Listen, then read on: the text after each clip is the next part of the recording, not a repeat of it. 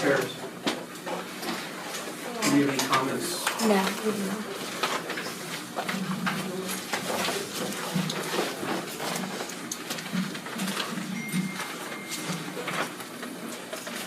We're live whenever y'all are ready.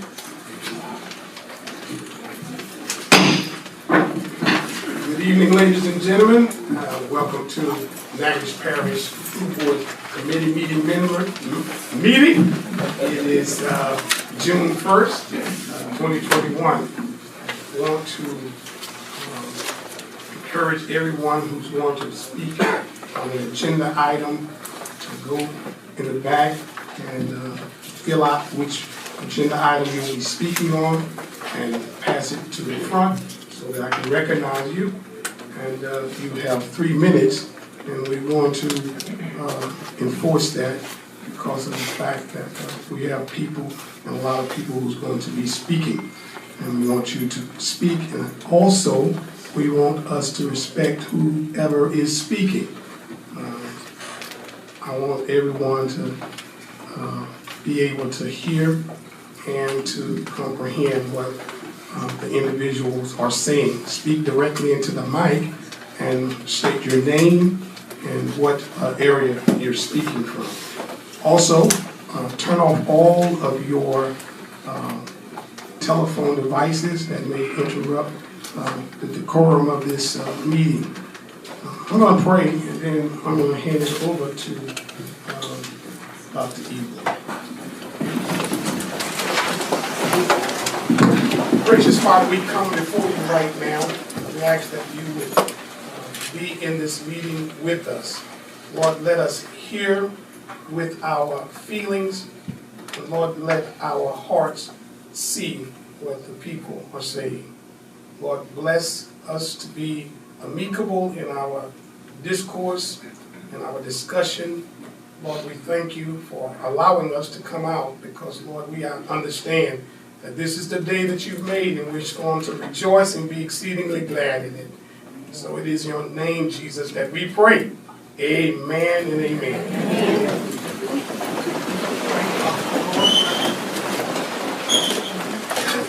All right.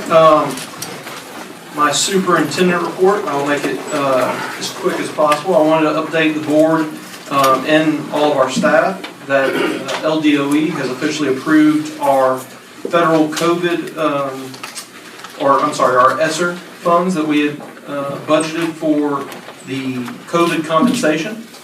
So I've talked to payroll, and that compensation will be rolling out this month sometime. It depends on how quick SNS can write the program for that, but that has been approved.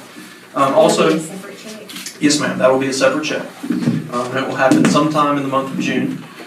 Then we also have the CIR compensation package for the CIR schools for the certified teachers. That has also been approved. That doesn't happen until next school year, but we're excited about that, and that includes all of our CIR schools. I now want to go over and recognize a group of people that we don't often get to recognize. We've had a lot of sports teams here this year, but Miss Owens and Miss Hudlow, also, I do that all the time. Miss Olson, I'm sorry. Miss Olson and Miss Hudlow, they have between them 5 all-state musicians, and that's like winning state for a football team or a baseball team. It's a huge accomplishment. I can relate to that because, as everyone knows, I'm an accomplished oboe player. It's not true. And so we would like to bring those 5 musicians and Miss Olson and Miss Hudlow before the board and give them a chance to say a little bit about what they did and recognize their accomplishments. So Miss Hudlow and Miss Olson.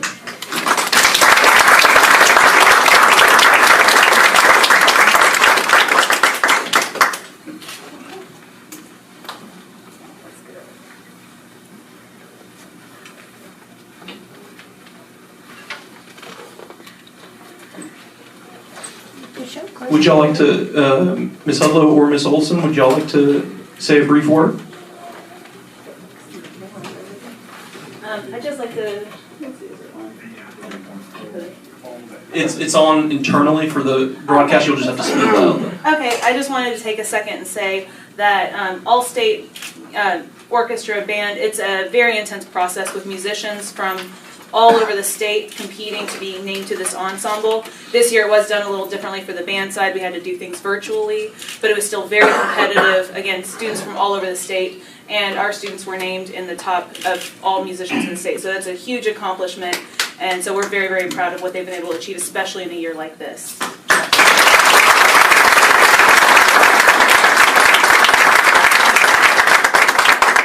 Thank y'all so much. It's yeah, can you please introduce the students to us and tell us what they play, because we're interested. Well, I'm Mrs. Hudlow. I'm the band director at Natchitoches Central, and this is my student Wesley Clark. He plays tuba, and he's a junior.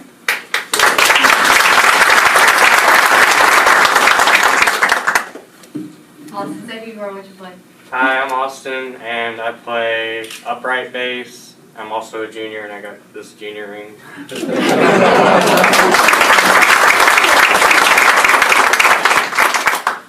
Hello, my name is Janaya Wallace. I'm a graduate now at Natchitoches Central High School, and I play violin.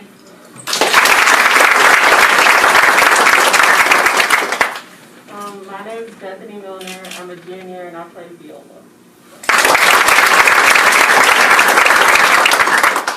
My name is Mackenzie Johnson. I'm also a junior and I play the viola as well.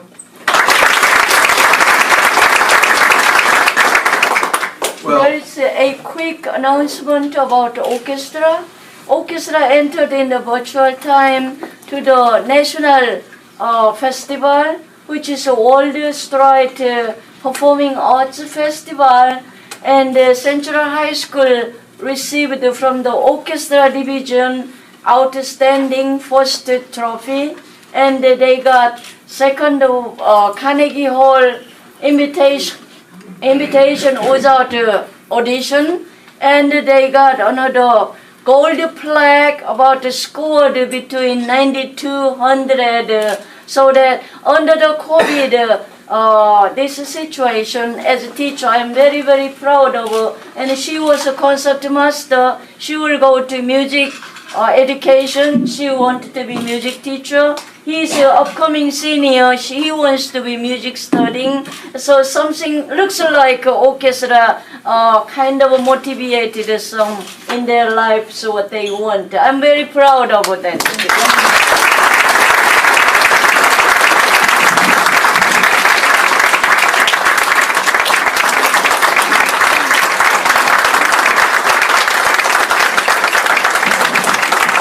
They competed nationally and performed well.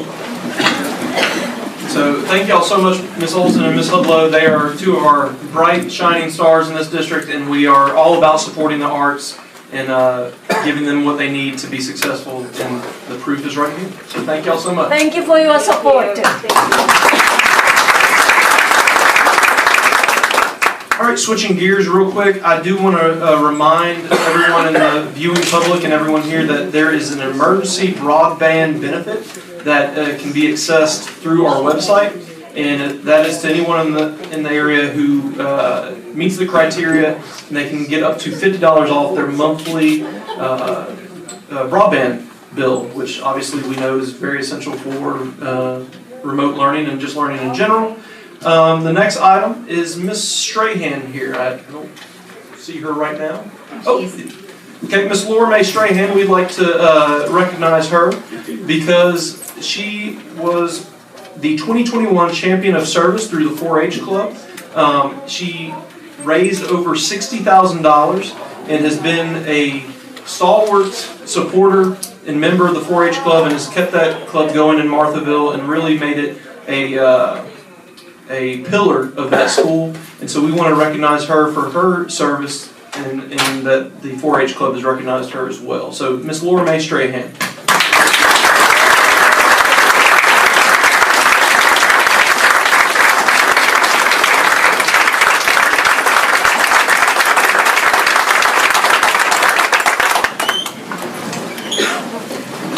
Finally, my last piece for the Superintendent's Report. It's a bit of personal privilege, if you'll indulge me for a second. I know the bulk of everyone here tonight is here for the issue of consolidation, and I thought it would be important to just broach the fact that I think over the past month and a half, 2 months, there's been a lot of, I'll term it as misunderstanding and probably some feelings on all sides of things have been possibly misconstrued or misinterpreted.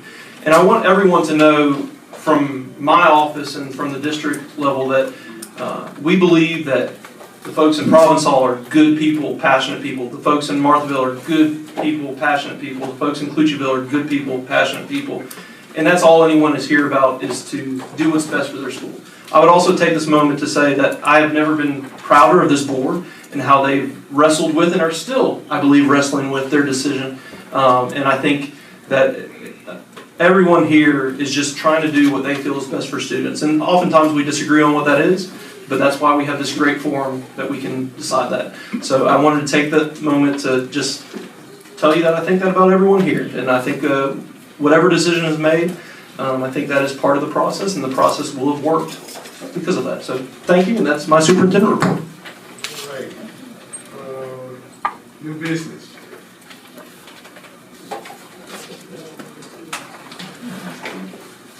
Oh, yes. Part of the superintendent's report was. Yeah, I'm so sorry. Okay. Yeah, all right. We also, the final item of the superintendent report, I'm so sorry, Mr. Winston and Ms. Morrow, we have 2 presentations tonight for, as many of you know, the Head Start building on MLK it's been abandoned now for 2 or 3 years. It's become somewhat of an eyesore in the neighborhood because it's not been kept up, because no one's in that building. Head Start has now opened a new building and we don't have any need for it. So the community has come to us, and a few different folks have expressed interest in taking over that building. So we're going to give 5 minutes to Ms. Sylvia Morrow to present her presentation of what she'd like to do with that building and her organization. And then we will give 5 minutes to Mr. Winston to present what his organization would like to do with that building. And I think before we get started though, Mr. Sammy, did you want to preempt that with a few notes on that process?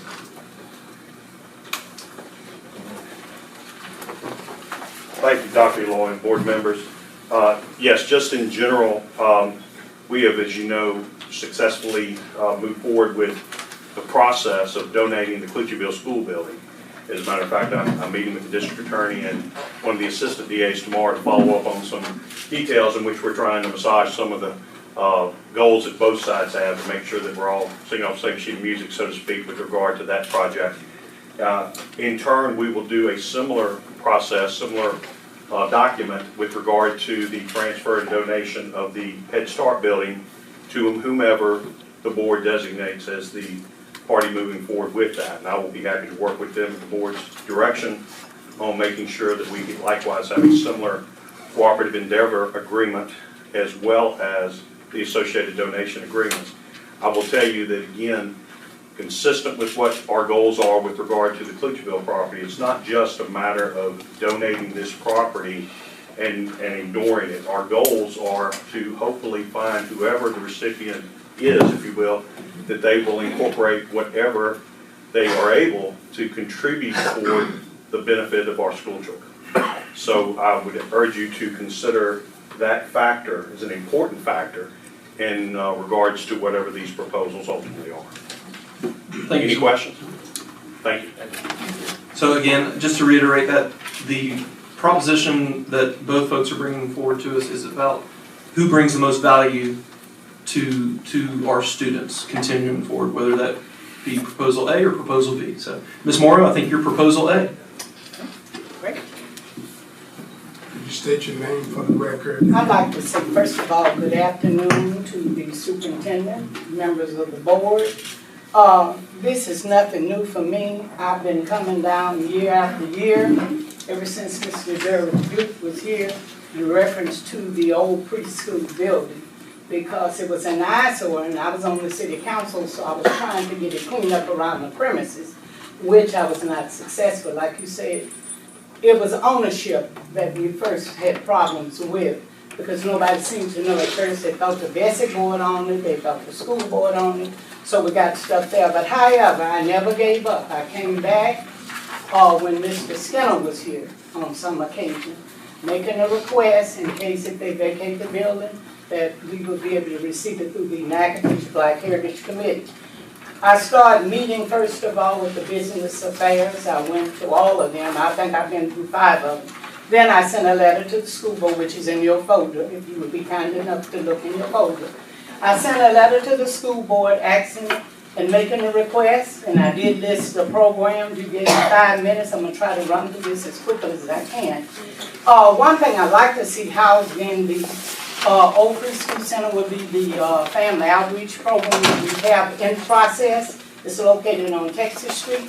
The entrepreneur program, and I do have a document on that. We're going to pass it to you later. The self-esteem program, neighborhood revitalization program, culture enrichment programs, community engagement projects. Everywhere the community goes, we have to pay to use buildings. If you go to Martin Luther King Center, you have to pay. Event Center, you have to pay. And if you go downtown to use the office where we have the council meetings, you have to pay. 562nd Street, you have to pay. And we're trying to have a facility in the neighborhood where you could use without cost, big cost, should I say. Other programs we'd like to house there will be in-house diner, community renewal programs. All of this is in your folder. A leadership and team council programs, library programs, childhood preparatory center, multicultural center of the North, rapid reading program, after-school tutoring program, youth programs, Little Tykes Gallery, the Natchitoches Community Improvement Foundation and their offices, computer lab, professional counseling LLC program, community engagement. We have programs, Learn to Play, and beginning piano program, and the old Title I building. We'd like to have it for a seminary to be located in the old Title I building by Reverend Brown. I do have my documentation from the Secretary of State to let you know that my organization is in good standing, the Natchitoches Black Heritage Committee. I have the IRS materials in the folder for your review. I have a resume on myself, it's in the building. One thing I don't have in the folder, I kept it out because I'd like to meet with the board again. I have a program, as I told Mr. Watson, called Brownsville program. This particular assessment program will come and clean the building up at no cost to the board or to the Black Heritage Committee. And I have all of the information on them coming to clean it up and to do whatever they need to do in line of repair. And it's my understanding that we have roofing problem there. So this is called Brownsville Assessment Program. I do have that program at no cost to the board. Then I have a letter here from the Jackson Square Community Association. Ms. Gwendolyn Hardison is the registered agent. She have a letter in support. I have another letter from Reverend Richard Stampley in close proximity with a large congregation. He's in support. He tried to buy the building at one time, but the school board refused to sell it. So he's in support of this project that I have 100%. We have the First Baptist Church on Ambulance Street with a large congregation. Reverend Thomas Carter is the pastor, and he's a large segment of our community. He's in support of this project. Then we have Reverend Otis Jackson, which is directly across from the Winfield Funeral Home. He's a local pastor, and he's in support of this project. I will have an administrative board of 9 members from across the community. I do have names, and I left them out for many reasons. This has gotten to be pretty political, but if you send for me, Mr. Harris, and the superintendent and board, I will release those names. It's 9 of them that will serve on the board. As I stated to you all this afternoon, I've been before Mr. Vandercycle. I'm not a giant, come late. I've been before Mr. Vandercycle about this building. I've been before Mr. LaVore. I've been before Mr. Solomon. I've been before Mr. Foshi. And I've been before Mr. Watson. And I think fairness should be exhibited. I do know from living in the community that Mr. Stewart Wright told me he was asked to go and look at the preschool center, and it had been committed to him. Tomorrow, your time is up. Oh, well, anyway, I have a few more things in the folder, and I ask if you would review those, and I ask if our board would be fair, because we are supposed to be fair in this community. And there's a scripture in the Bible I want to leave with this board. It says that we wrestle not against flesh and blood, but we wrestle against principalities. We wrestle against dark rulers in higher places. And actually, y'all should be fair with me because I do know that Mr. Wright have been up there to look at the building. Mr. Winston and his team have been up there. But at no time, as many times as I've been here, have I been asked to go view the building. But I didn't need to because I went to school there and have a certificate from there. Thank you. Ms. Morrow, I did ask you if you wanted to view the building, and you said you didn't need to. Just No, a point no. of clarification. Not you. Yes, ma'am. I said, not you. Okay. I said, Mr. Wascom, I saw him up there with some people. I said, fairness. yes, ma'am. Yeah, I was but there you as were well. very fair to Yes, me. ma'am. You even had me in your office, and I thank you so much. I got a question with that Brownsville thing you're saying. Brownsfield. Brownsfield, Yes, sir. have they committed to do it, or you just talk with them or whatever? No, Because, sir. I told wait, you wait I- up, let me I'm finish. more than willing to meet with you with Brownsfield. Well, you know, well, we want somebody to go in there and take care of that building. We don't wanna donate this building like we have donated building and sit for 10 years or whatever. Even if we donate it to you and it stay the way it is, anybody pass by gonna say that's the school board property, they're not doing nothing with it. Mr. And Hill, what if I you would- want, Okay, if you would look in your folder, I've looked in the folder, you just got with Brownfield, you just No, got sir, that, I have information in there about grants. Yeah, And I have in the folder, if you look in there, I have national, wait, just a minute. I have national funding, I have local funding in your folder. And I also, my last sheet, I none of them have, say that they commit to you, you can write for grants, anybody can write for grants, it ain't guaranteed that you're gonna get them. sir, you have to first get the building in order to make the request. But anyway, my last thing I would like to share with you, if you look, I have another sheet in there. And it says, professional grants, grants for professionals, new stimulus grants for professionals. I have 3 sets of grants, then I have my last one is a community grant. Well, I have to answer you when he's talking to me, thank you. But I have the documentation for the grants, Mr. Email, thank you. Hey, do you still want these passed around? Yes, sir. I have 2 plaques that we want to pass around, Entrepreneur, and then we had the best reading program in the nation at the Rock House. So whatever I get involved in, I try to do my level best. Thank you. Thank you, Ms. Morrow. Still on the superintendent report, we now have Mr. Winston with his organization.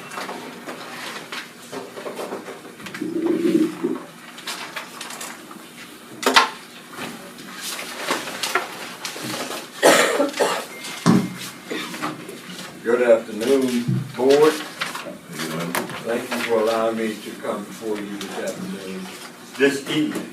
Well, no, it's good afternoon, not 6 o'clock. I'll try to be as brief as possible. First of all, I'm John Winston. I'm the president of the Niagara Parish Voters and Civic League Incorporated. And I've spoken with you, Dr. Eloy, and Mr. Watson about the possibility of the Niagara Parish Voters and Civic League, which is incorporated to operate in Niagara Parish by the state of Louisiana. We have 350 members in our organization, which represent a wide swath across the parish of Niagara, primarily within the city. At any rate, I think that you wanted to know 2 things about our possibility of taking the building, or receiving the building. The first thing I'll just go through this right quick, and you can ask me questions about each item if you would at the end of the statement. We would want to use this, and I want to say this building is a pretty good sized building. And we don't propose to be able to utilize the whole of the building all at once. But if we are granted the opportunity to take over the building, we intend to renovate the building in its entirety, and then to put the programs in as we can organize them and get them going. But for the time being, we want to have a senior daycare center facility there. Now, this program will provide a place where seniors could go and interact with other seniors, have exercise programs that would help to keep the seniors physically active, could have meals, all the meals could be provided. Games and classes could be provided that would keep the seniors active. We would also have, for sure, after-school tutoring programs to provide much needed assistance to the students. We would also have a workforce development training, such as providing training to the residents in and up and coming field of solar energy. That seems to be one of the areas that's so important that President Biden is proposing to do, and so we would be right on point, we think, if we could get that organized. This would help train the youth in potential jobs that will be in demand for the future. Another, number 4, an incubator center to help develop entrepreneurs for business ownership. This program could take advantage of the Business Development Center located at Northwestern State University. Number 5, a training and counseling center for former prison inmates. It is thought that this service would also contribute to the reduction in crime in the community. Number 6, we have a lot of social fraternities and sororities in this community. Social fraternities, sororities, and other social groups could rent space in the facility for their activities. Number 7, career counseling for students would be made available along with financing their advanced education. Number 8, counseling and other services to help victims of domestic violence. Number 8, etiquette training for the men, young men and women in order to help them to be successful in seeking employment in their daily activities. Number 10, we would try to get the Boys and Girls Club. They are already thinking about relocating in Natchitoches or reconstituting the Boys and Girls Club in Natchitoches. They have no home. They have met. They used to meet at the Martin Luther King Center with 2 little rooms there.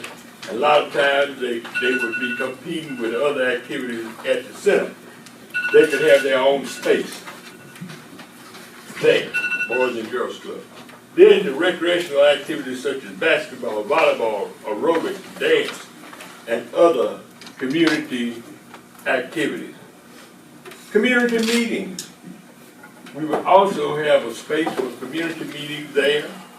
We could have a library and archives on the history of Black Natchitoches, which is sorely needed.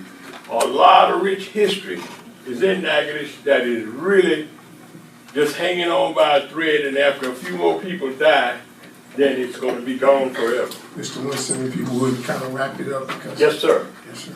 So, that's a partial listing of the kinds of activities that we would like to have housed there. And of course, that's going to be evolving over time, because as time passes, if we are granted the opportunity, we would be able to add more activities as time goes by. I will say this: one of the things that we were supposed to tell you is how we would get this building rehab. Where the funds are going to come from? Well, the funds will come from. I've spoken with the members of the Natchitoches Community Improvement Foundation, and they are going to underwrite this. They will become joint partners with us not within, just in name, but we will provide integral relationship with them throughout the year. That's what we're going to do. And if you'll allow me, Mr. President, if there are any questions, I'd like to handle those at this time. I have a question. So you mentioned the Natchitoches Community Improvement Foundation. Yeah. Is that, they're willing to work with whoever gets the building? Is that what I'm understanding? Because Ms. Morrow had them listed as well. Well, I don't know what she. Yes. All I know is I've spoken with the president and several of its members and am prepared, and they have assured me that if the school board grants us this opportunity that we are requesting, they would underwrite us in what we are trying to do. Okay. I just wanted clarification. Thank Yes, you. ma'am. Any other Board.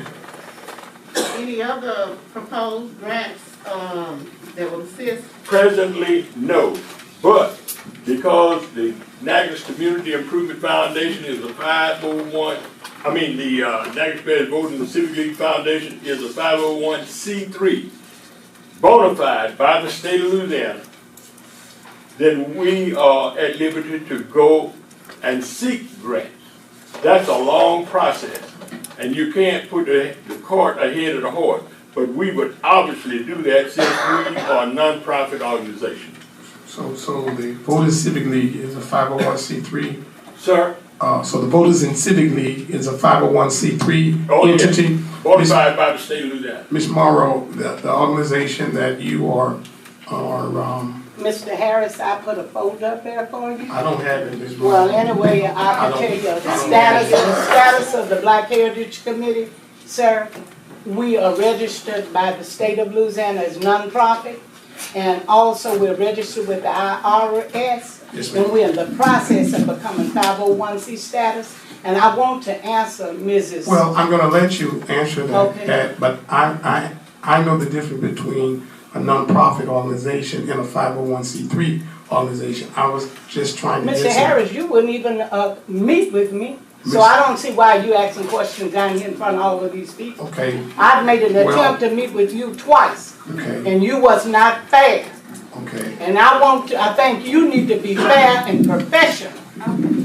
Well, one of the reasons that you didn't get met with is because of how you act right now. You call me at 9 o'clock at night. That's not the way I operate. So now, Mr. Winston, I don't know if we What's have the any. time limit,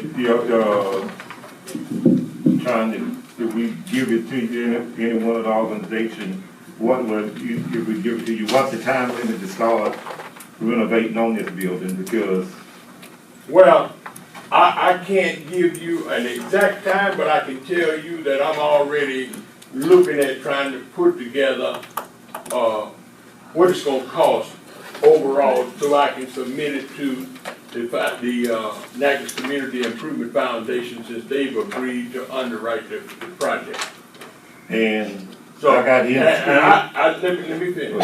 I think that I will be able to give you that answer just as soon as I'm working with an architect who's helping me put together all of the contractors necessary to give us a final price on what it's going to cost to renovate the building. Well, I know 2 years ago it was almost $1 million to have it renovated. Then Well, we got bids and all that. I can't. I'm not the one to do that. Yeah. That's why we're going out for bids now. Well, I'm just letting you know it was almost $1 million right now, and they had it where they have asbestos and. Well, there's no asbestos in the building. Let me correct that.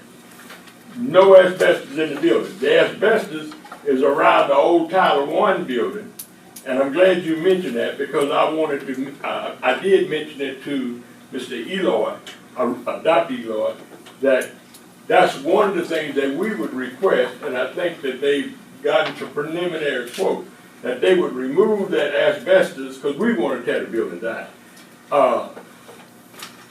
$8,000 to get the asbestos siding from around the building. The main building, brick building, has no asbestos in it. Contrary to what Well, the asbestos team must Sir? have come up, hold on, let me finish. No, The asbestos it's a team, drop-in ceiling just like this one. the asbestos team must have told Save the Children alive because it says in the Well, floor. they show a lot. They Well, yeah. around the windows, No, the flooring is asbestos, but they told them what they can do, they can cover the flooring. They don't have to do it, but around the windows, they have to put it, and in the ceiling, it's, they have to, it's got something in the ceiling in some of the buildings. Okay, that I can't say, and if they do, it must be somewhere that's out of sight. And we know the flooring is asbestos in the tile. And as long as you don't disturb the tile is just You can cover it up, it's Yeah. fine. All Is right. this to be voted on Thursday? Yes, and basically trying to get information right now. But he still doesn't have all his information as far as in. And I would go back to when we did this with the Clichy bill, if y'all recall, I think this became a 3-month process of bringing folks back. And I would agree with you that we're probably not at the point, I would imagine, to vote. Because I think the main thing y'all are looking for is, as a board, is probably the financials. And I think, now, to the asbestos question, Mr. Wascom, correct me if I'm wrong, but I believe we have on file the asbestos. We have a binder that has everything disclosed. So we can get that for the board between probably now and Thursday even, but definitely between now and July. Ms. Monroe. Yes, I want to say here in front of everybody, I met with Mr. Leo Walker, who's the president of the Natchitoches Improvement Foundation. I am the lady who got all of the funds for the Natchitoches Improvement Foundation. We filed a suit for the contamination of Sibley Lake, and they had to form a board once those funds came in. I met with Reverend Walker last June. I met with him recently. At no time has he committed to giving funding to Mr. Winston for to do thus and so. I know Mr. Winston met with Reverend Walker, but Reverend Walker never committed. I just met with him a few days ago for the 3rd time. He never committed. And we could bring Reverend Walker down here. That's why, Mr. Lord, I know it won't be, I don't think y'all will be voting in a few days. Yeah, I think it's important too that we let y'all both present your plan and that y'all keep within your plan and not editorialize either of the other plans because we'll just let them speak for themselves. And I think the board is probably going to be asking for a lot more information. And if y'all can provide that, then they can make an educated decision. I have a question for both, and it's a yes or no. Are your plans to stabilize the entire facility before you move forward?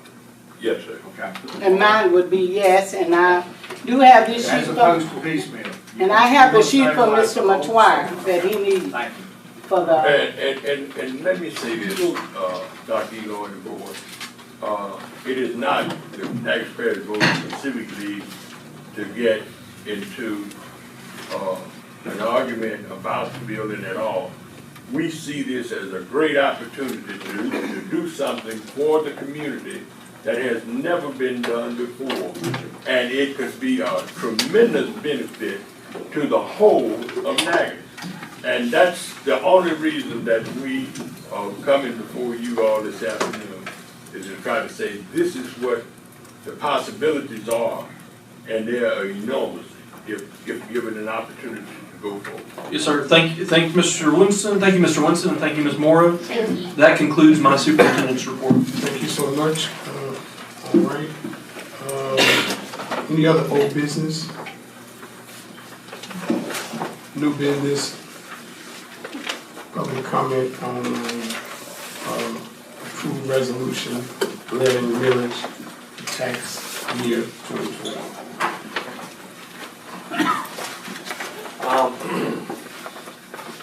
Once a year, we have to present a resolution to the tax assessor about the millage rates for the upcoming year. Okay, that's the resolution is presented to you. It's based on working with Mr. Foley here, well, Mr. Brendan Black with Foley and Associates, and then making sure that our sinking fund is strong enough to cover all bond payments. Our in revenue is good and everything is in shape. So we have basically adopted with no changes the existing millages that were levied. So because you can make adjustments up and down based on payments and different other factors. So I present this as a resolution that we need to pass and present to the tax assessor office in short order. Okay. Any questions about it? Mr. Brendan Black is here to answer any questions regarding this. Mr. President, I think we need to read that resolution. Do we need to read it?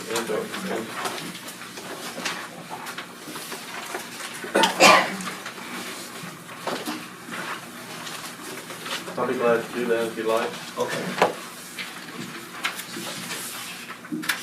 Okay, be it resolved by the Natchitoches Parish School Board of the Parish of Natchitoches, Louisiana, in a public meeting held on June 3rd, which is when we'll vote for it, which meeting was conducted in accordance with the open meeting law and additional requirements of Article 7, Section 23C of the Louisiana Constitution, RS 47, 1705B, that the following millage rates be and that they are hereby levied upon the dollar of assessed valuation of all the property to an ad valorem taxation within the parish for the year 2021 for the purpose of raising revenue.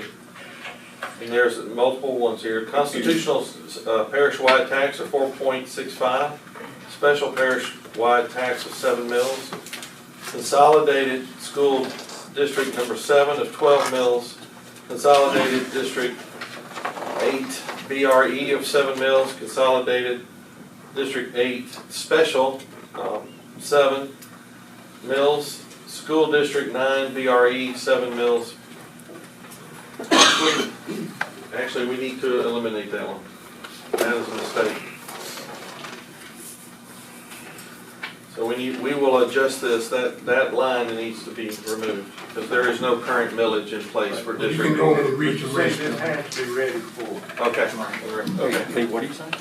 District number, school district number, no, school district number 9 is correct. These I'm are sorry. correct. These are correct. I'm sorry. I thought that was, all right, I read that as 6, but okay. School district number 9 BRE, 7 mills, consolidated school district 10 BRE, 20 mills. We have 3 bond issues. The bond issues consolidated school district 7 tax account, 11.5 mills. Consolidated district 8 tax account, 33 mills. Consolidated district 9 tax account, 8 mills. Be it further resolved by the assessor of the parish of Natchitoches execute upon the assessment roll for the year 2021, the taxes being levied, and the tax collector of said parish shall collect and remit the same to said taxing authority in accordance with the law. The foregoing resolution be read in full and roll call adoption thereof and the resolution of the adopted for the following votes. And then it remains to be voted on. Thursday, we get to do it again.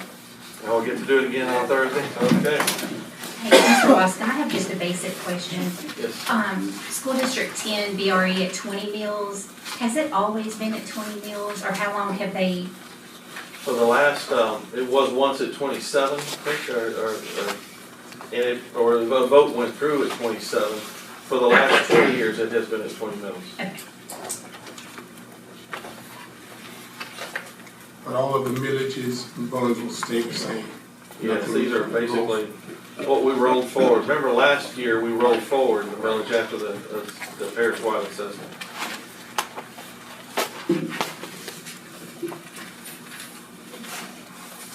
Okay.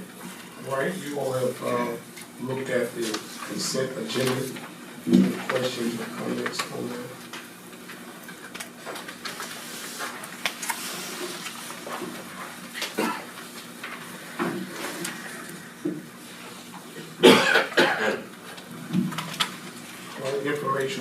reports on First up is Alfred, the busing. I'll bring Alfred forward.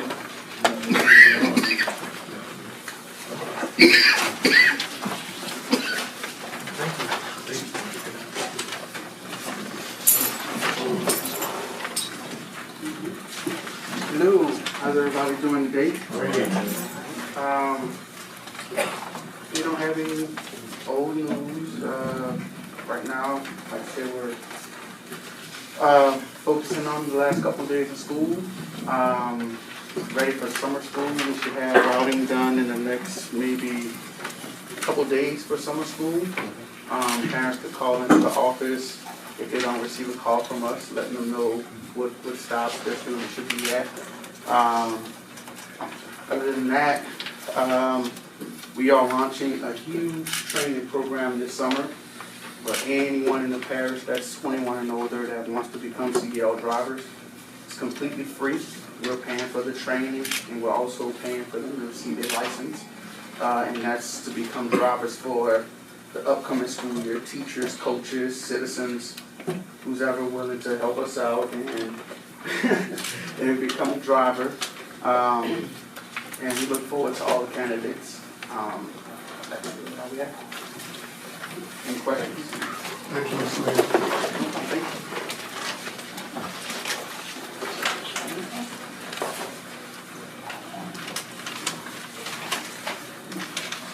you. Next item is the tax report.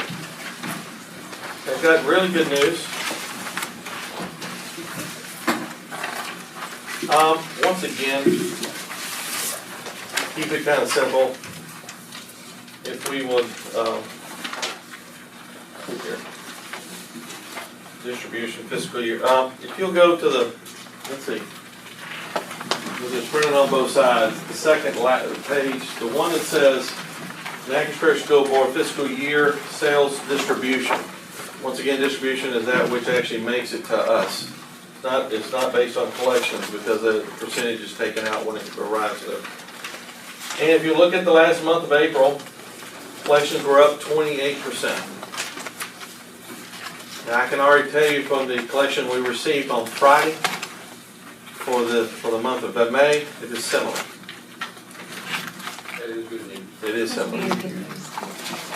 I do not have the official report, of course, from Jerry McWhorter's office, but I will tell you that it is up significantly. So will you be making adjustments to the budget? That's coming in later in this meeting, the budget adjustments. Now, I will tell you that we were conservative for the last 2 months because we had no report to know exactly where we would be, for sure. But yes, the budget report adjustments are coming in this meeting. So we should have some happy teachers in July. Okay, so this only relates to the general fund. Well, this also means that the sales tax revenues to be dispersed for our July 6th sales tax meeting is going to be very, very healthy. I don't know how else to phrase that, but it's just going to be happy. There will be happy teachers and happy everybody. It's because the sales collections are up much more significantly than it was expected. I will tell you. But how it exactly correlates, I'm not making any promises.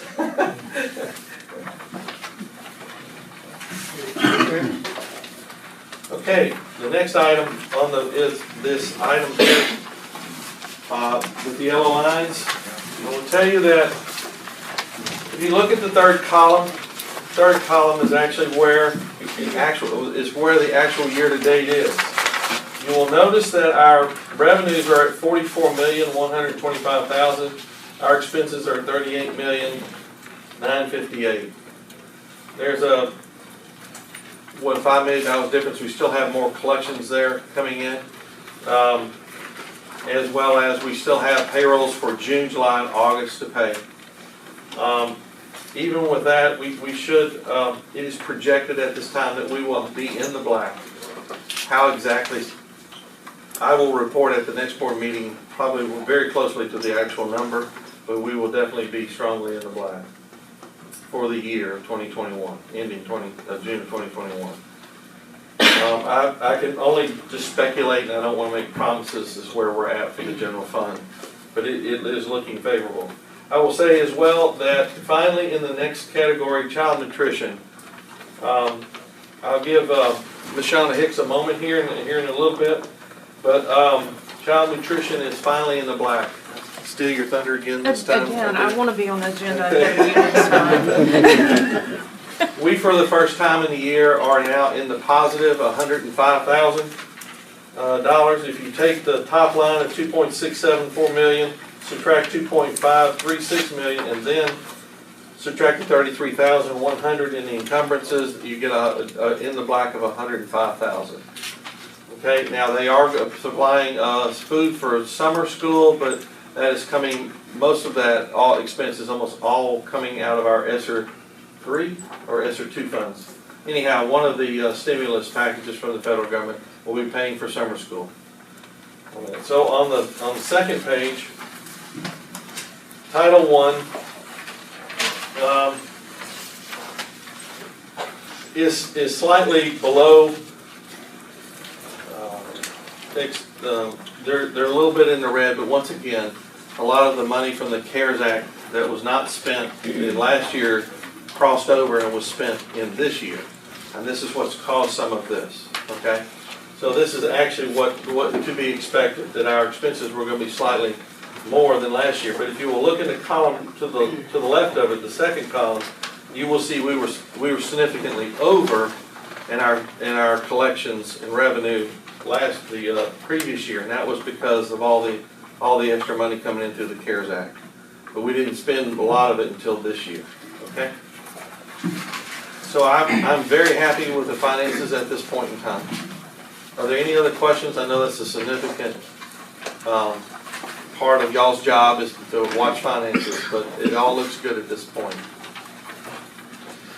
Okay. All right, maintenance report. As we know, we say Michael Jocelyn and Mr. Jocelyn is no longer employed with us.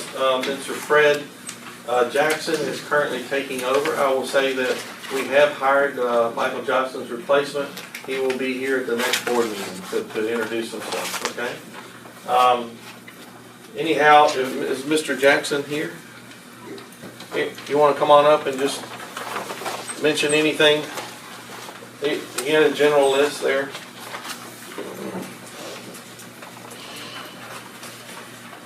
How y'all doing? I'd like to thank Dr. Elon and Mr. Watson for allowing me the opportunity to fill into the spot was filled. The maintenance report is kind of brief, but it's what Mr. Watson asked to be done, and it was done. I can guarantee that. Any other information? One thing to mention is we are clearing out Clutcheville. We're taking a lot of the desks. Mr. Jackson, the maintenance team, is taking a lot of the desks and setting up pre-K at Magnet. What else? Where else are you sending it? You're sending some to Goldana? Fairview. There's a lot. All the equipment. We're kind of taking it all out and placing where it's long been needed to go. Okay. All right. All right. Food service report, Ms. Hicks.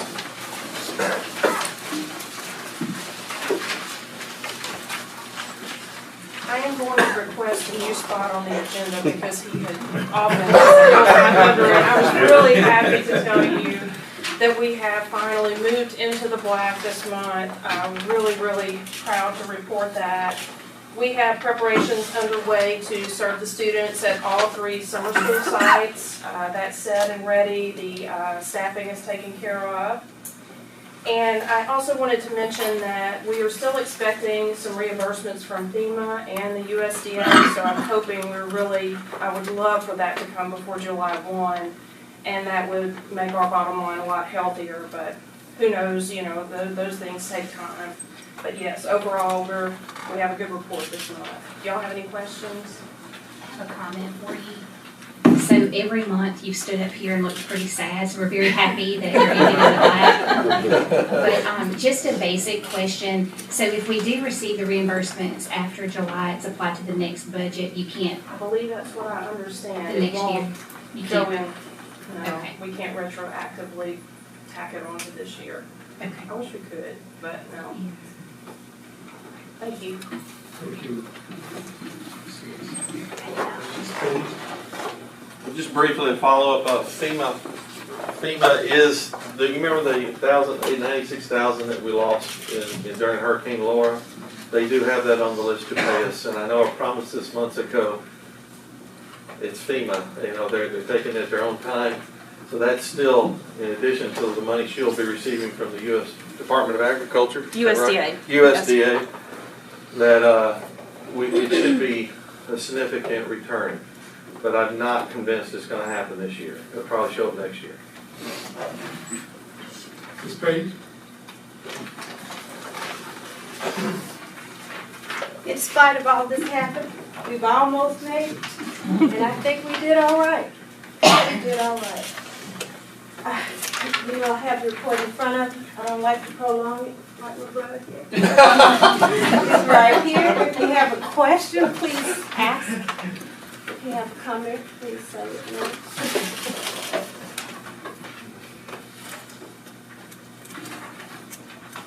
Good job. Thank you. Item 1C, Ms. Page, she's going to be missed.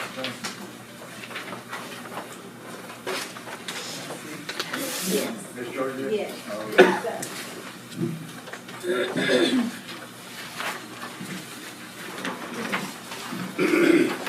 Right, Finance. Item number 1, permission to advertise for bids. 1A is 2 temporary buildings for Natchez Central High School. 1B is, let's see. Don't believe we have that. That's just for a bid, advertised for bid. 1B is paper cleaning products, milk products for 2021-22 school year. And 1C is banner and signage for District 9 and 10 schools.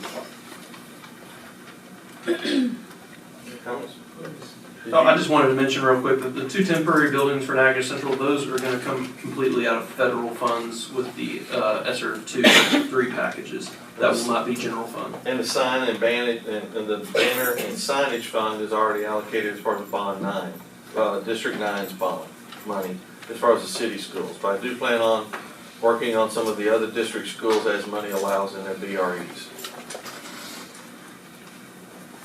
Item number 2, take appropriate action on bids, re-roofing of the main building at Goldon Elementary Junior High School, and we have that bid that's in.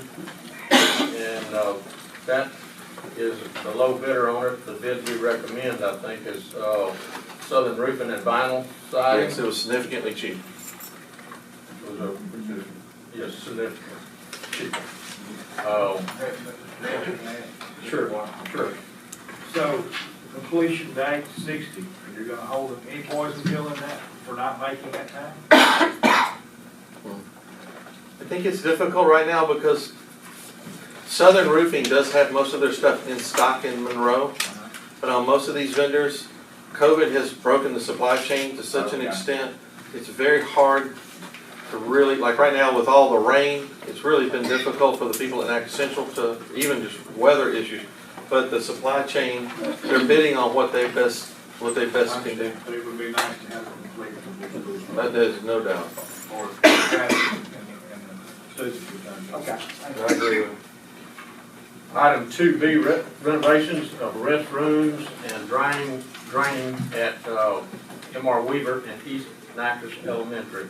And the bid, low bidder on that was Tudor Inc., which was $1,277,000.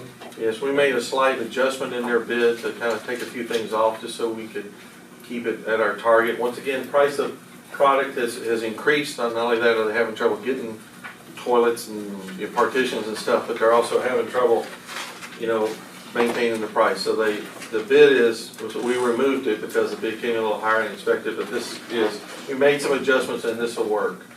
And this is Bond 9 money. Already, it's basically an extension of what we're currently doing in the city schools.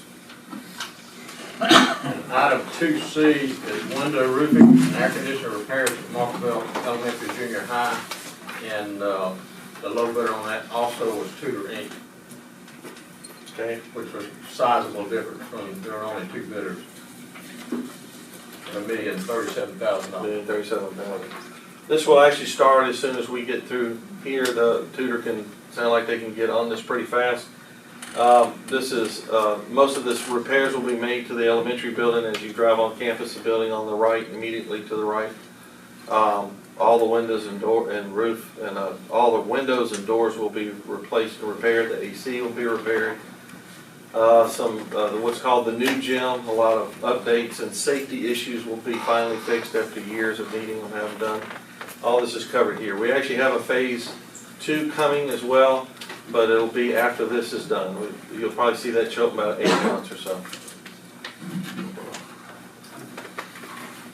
Item number 3 is consider approving minor adjustments to one-time employee COVID compensation. Mr. Watson? Yes. In looking over what we approved last month, we realized that we had probably made some mistakes. The very last, it's in red. What we presented to you guys as approved, we would like to make the adjustments at the bottom. It says 155 days, 155 days for instance, and it was 140. Y'all approved 140 days, but in looking at making it equitable with the experience of people who are on salary, this was an appropriate adjustment. It's just not something, because we went over this 100 times and we just missed it. But then when I finally started working with the payroll team, they pointed this out, and we felt like this needed to be corrected just to be fair across the board. So we would like to present this, I'm representing the payroll team, as a fair correction to how this money is distributed properly.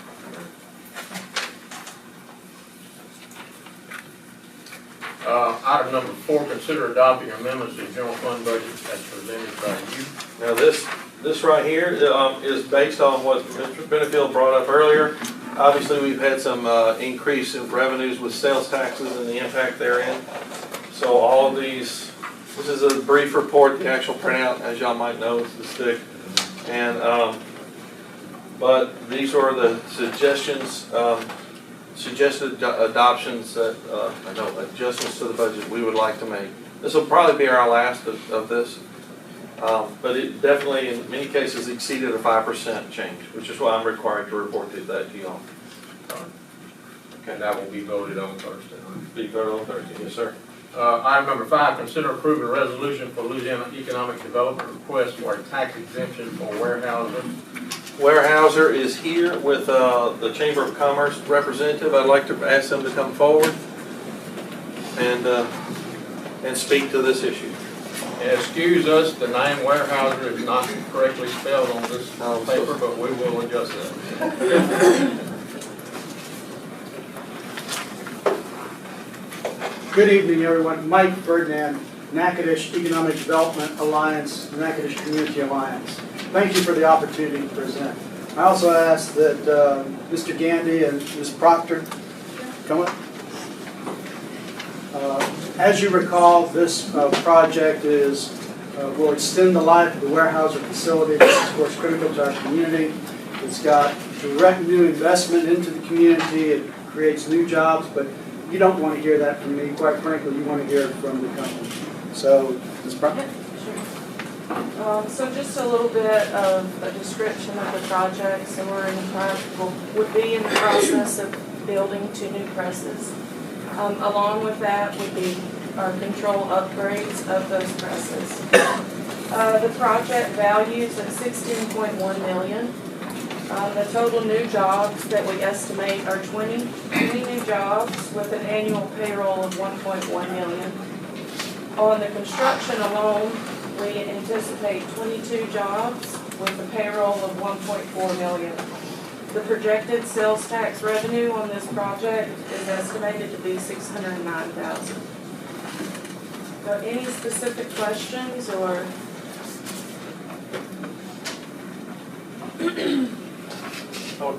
What is your head count now? That's right. 230. How many of those are in Ward 1 or what rings the city? So we have approximately 169 that are in Natchitoches Parish.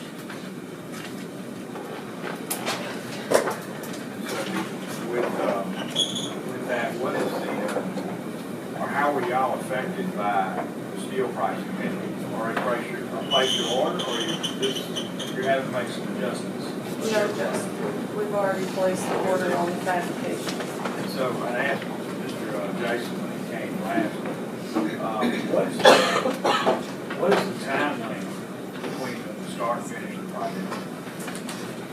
So we would start in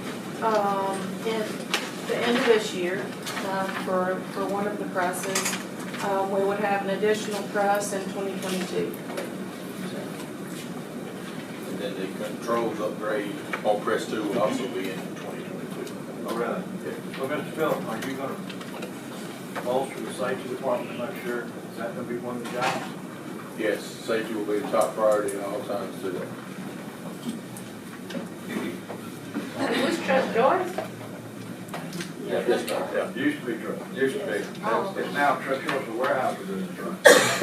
Warehouse. Any other questions? Thank you for coming. Thank you. Thank you for the opportunity to serve. As a reminder, the facility will continue to be taxed at its 100% rate. This abatement is only on the new expansion. Thank you. Thank you. Item number 6, consider approving resolution consolidating District 6, 8, and 10, thereby creating new consolidated District 11. Mr. McGuire, you want to say anything on that? That was what we've been discussing at the town hall meeting and stuff, and with our superintendent and our finance director, is what we've been discussing, and we'd like to see that deal. We have a lot of people who want to speak to that. Sure. Also, let me remind us of our face mask, according to the CDC. Mr. Steve Rashid.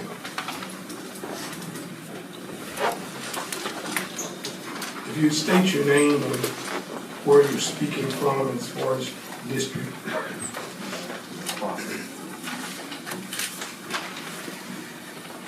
My name's Steve Rashall. I live in Florida. I've got grandkids that are fixing to be of age in high school for the next couple of years. I've got a 6-year-old son.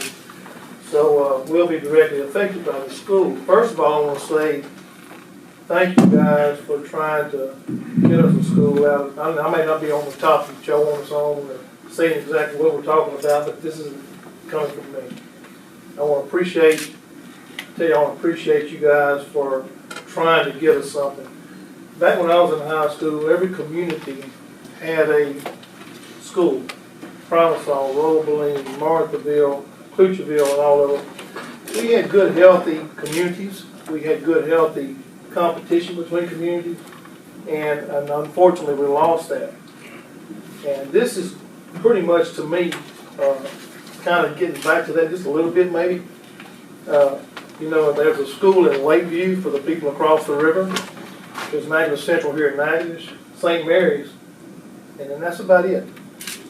And if we can get a school out in the western part of the parish that will serve our kids out that way, it'll kind of give us a little something that we can kind of call our own, something to be proud of.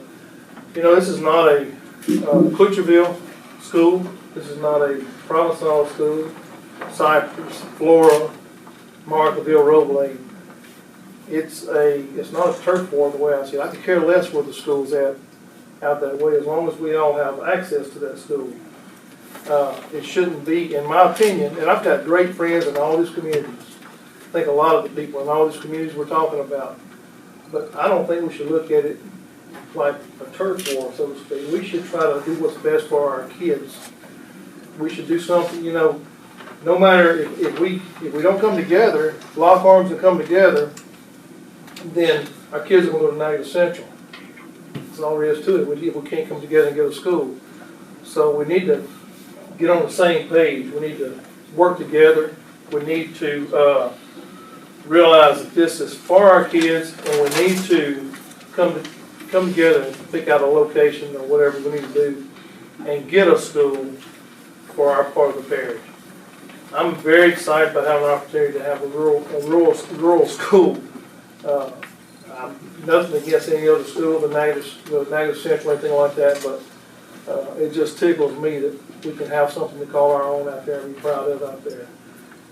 So what I'm doing, and my time's about up, I'm asking the people of all these communities that are affected to lock arms, to work together, and not to let this opportunity pass us by. Let's do this for our kids, no matter where the school ends up. We need to do what's fair for our kids, and we need to, that's what we need to focus on. Thank you.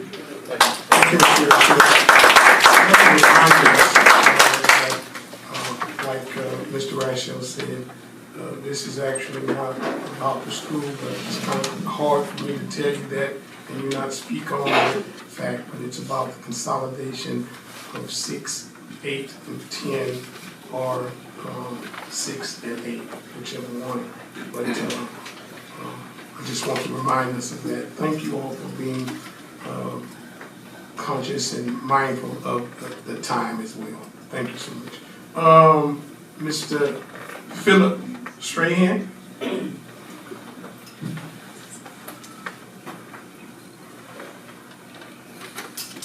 I want to thank y'all for the opportunity to speak tonight, Dr. Eloy and the school board members. I appreciate the opportunity and all the people listening from all the communities. My name is Philip Strahan. I'm a parent of 2 students in Marthaville. I have a 12-year-old named Aubrey, he's in the 7th grade. And I have a 8-year-old named Landry, she's in the 2nd grade. I've lived in the Marthaville area all of my life, and I'm a taxpayer here in Natchez Parish. 2 short months ago, the idea of a 3rd high school in Natchez Parish to represent the western part of the parish was blasted onto the scene through a Natchez Parish Journal post on Facebook. Immediately, it created excitement, but also animosity at the same time throughout the communities that it was intended to represent. This, along with many others, is something that we had hoped for since I've been a small child, and a lot of us in this room have. Another high school opportunity in that part of the parish. I attended Marthaville Junior High and graduated there in 2002. The only public school option when I graduated at Marthaville was Natchez Central. My parents chose to send me to St. Mary's High School, right across town here, because of my involvement in extracurricular activities and sports, and that was limited coming from a small school environment to a big school at Natchez Central. It was limited. So they decided to send me to a smaller community-based type environment. I look back at all the missed opportunities, my classmates that left Marthaville in the same fashion. We've lost a lot of children that dropped out of school in high school or chose to go to different parishes or chose to go to the private school route. But why? It all led back to the commute with the high school to Natchez Central and the distances that you travel. It didn't matter if you was from Marthaville or if you were from Clutcherville. It all led back to the commute that you had if you were involved in any extracurricular activities.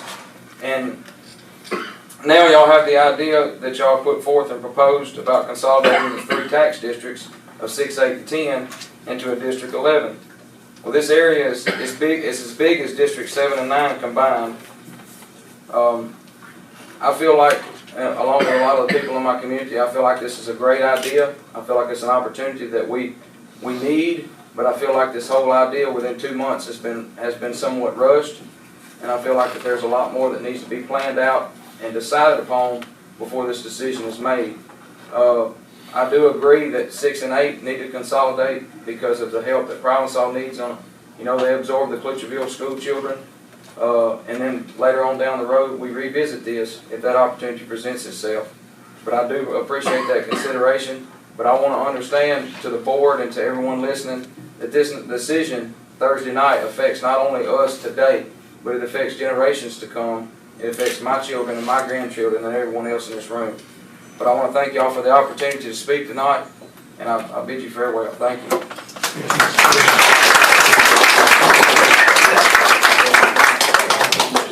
Mr. President, do you mind, we have Mr. Brennan Black here who could, I think Mr. Strahan touched on something that we kind of wanted some answers to about if we did just the 6 and 8, what would that look like as far as if you wanted to come back later? Is that something you could answer for us? The logistics, as it were, of all that. Sure.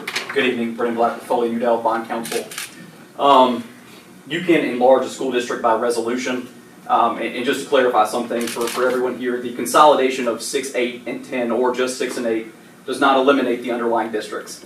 Essentially what you are doing is creating an overlying district. If you wanted to levy a new tax in that district to replace the underlying taxes, you would have to go to the voters to do that.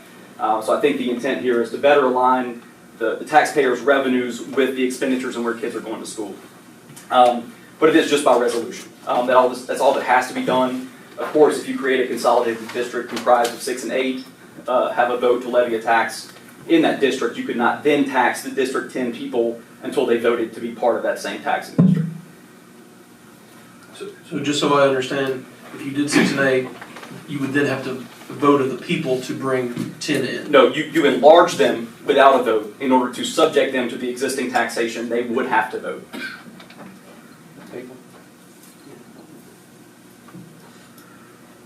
Questions about that? Any?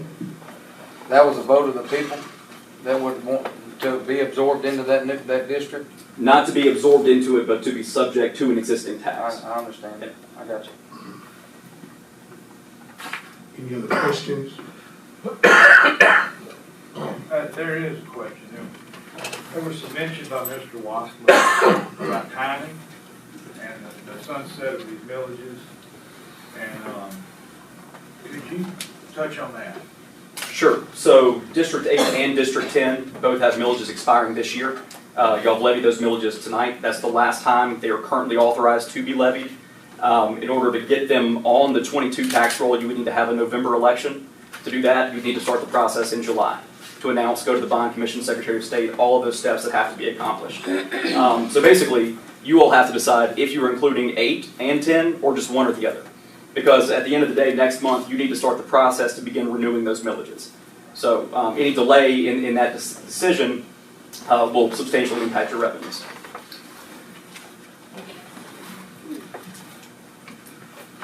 Any other questions, comments, concerns? All right. Got some others who want to speak. Ms. Katie Mitchell.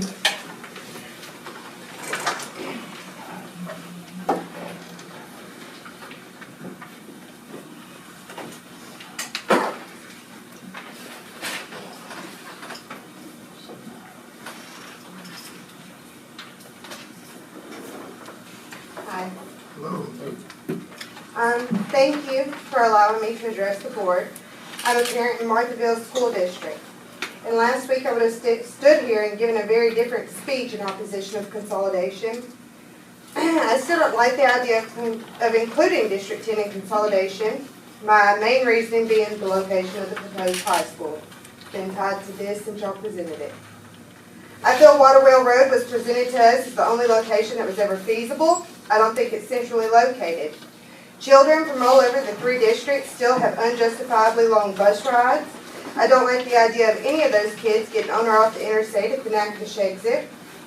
It's a tough spot to exit for an experienced driver sometimes, let alone a newly licensed teenager. Someone's going to get hurt right there.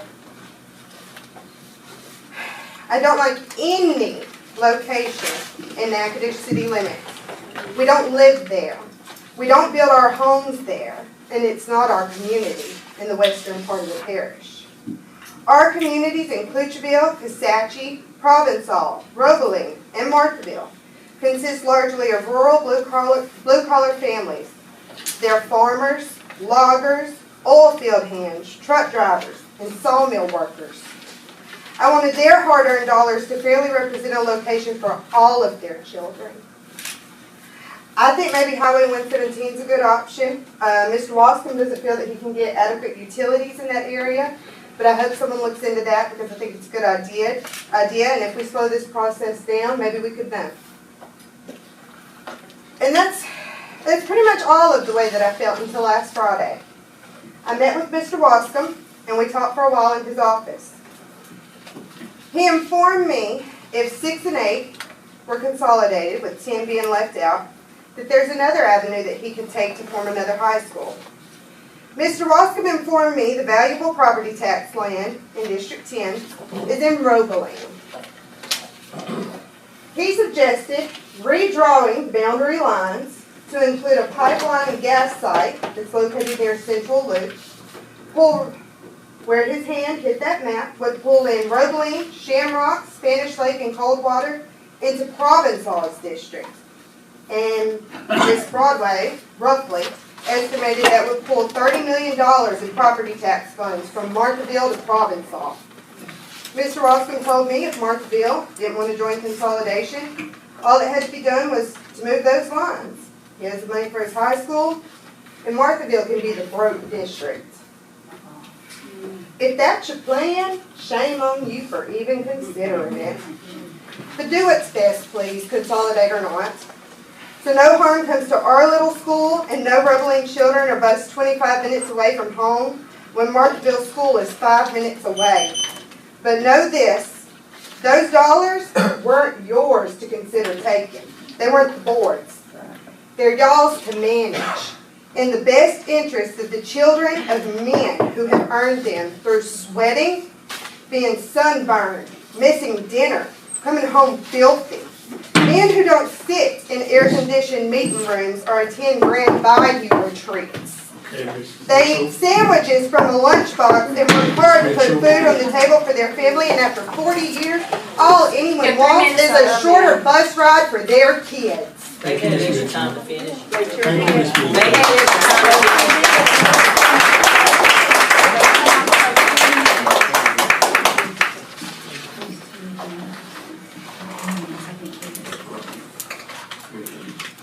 Mr. Corey, I think this is Lee.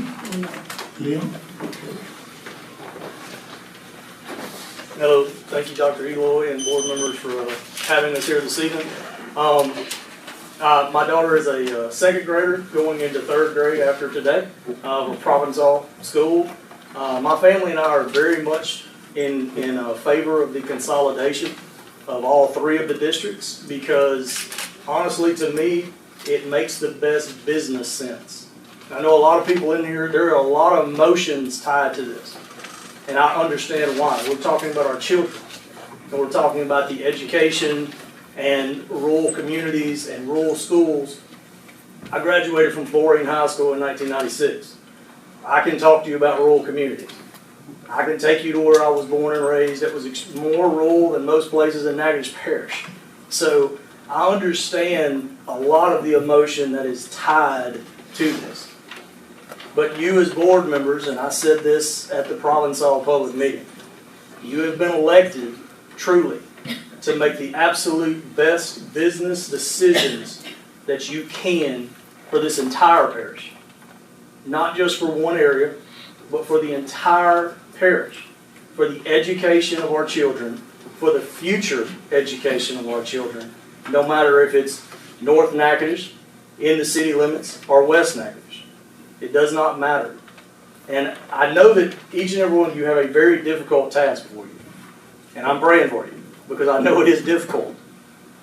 But I trust that you will make the best decision, no matter what that decision is. So, the other thing, and I understand that we're not talking about a high school, but as you said, Mr. Harris, that's very hard to avoid, since that cat got out of the bag long before anything else did. I understand the economic impact that a $30 to $40 million project, per se, of a high school being built anywhere in a parish has on the economy.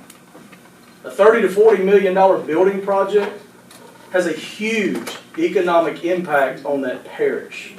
A new school gets built, a new house gets built beside it so their kids can go to that school. A new gas station gets built. I understand we hate looking at this from dollars and cents, but ultimately you're talking about something that can truly in the future help better educate children, because more tax dollars means more things that you can do for the kids of this parish. So I thank you for your time and pray that you make the best decision that you can. Thank you. Stephanie Parker.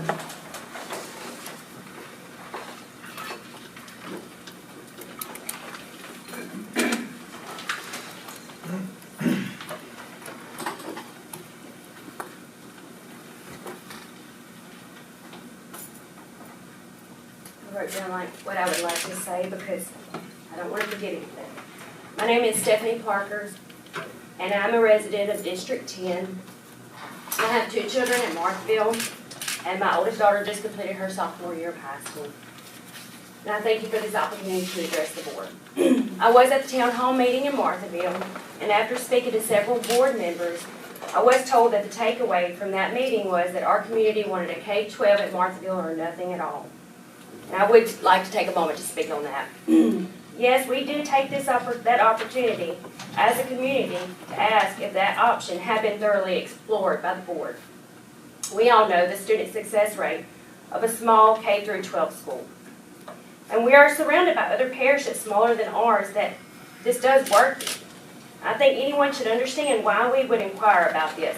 But that doesn't mean that we weren't open to hear other options or that we didn't want to compromise. We aren't unreasonable people. But in our meeting at Marthaville, you all heard K-12 or nothing, and we heard Waterwell Road or nothing. Here are some of the concerns from people in our district about the Waterwell Road location. I know the board says that's not necessarily the certain location, but again, that's all we've really heard. So that's what we're going off of. Many of our children already ride the bus for more than an hour, and that location will be the same, if not longer, than Natchitoches Central. My sister's children catch a bus every morning at 5:50, and I don't think Waterwell Road is going to change that. I also have a friend whose son graduated from Marthaville this year. He wanted to try out for the baseball team. She's a single mother that works every day till 5 o'clock. It's not possible for her to get her son back and forth to practice. And we typically can help each other out when we're all together in the same community, but that would change that. Many children do go to Natchitoches Central, and they are able to be a part of after-school activities, and they do well, but it's just not the same for everyone in our community. It's hard, and the distance, it does matter. This was even true for my family. I live down a pretty bad dirt road, and many times the bus will not travel down that road. So I bring my children back and forth to school every day. And when my daughter began her freshman year at Natchitoches Central, that's what I did. I would pick her up, and I would bring her to school. So I would leave my house at 1:45 every day so that I could get in that car line early. I needed to be in it early so that I could get back in time to get my Marthaville kids. I would have a friend or family member pick them up for me. And my daughter always loved school, and she was very active at Marthaville, and that was our hopes for her when she attended school at Natchitoches Central. But when you have 3 children in 2 schools in different areas, it's hard, especially when you're the bus driver and your husband works. It's difficult, and we did try. We did what we could to make that happen. We did get another option, and my daughter is now in a private school in another part of the parish. I know that Dr. Eloy is concerned about the many children from our area that don't come over to Natchitoches Central, and him and I have discussed that. But I am afraid a Waterwell Road location is not going to bring those children back. I know my time is up, and I have a lot more to say, but I will just, I'll end with this. This decision, it will affect generations and generations of families and communities and relationships. And all we're asking for as a community is for a slowdown. Just take a moment and let's maybe look into this. You know, I know there's a lot of talk. We need to get it done. We need to get it on the ballot. But, you know. If you could wrap it up. Yes, sir. I think that we need to be more concerned about doing what's right rather than doing something right now. I think that that would benefit the families in all 3 districts, and I think the school board owes that to these children and families. And I understand that your position is a difficult position. Leadership always is. I do want you to know that I am praying for you as you cast your vote on Thursday. Thank you for allowing me to speak.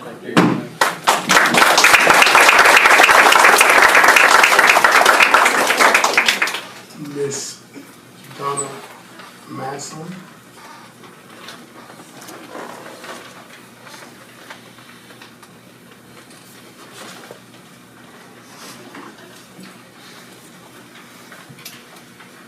Hello, everyone.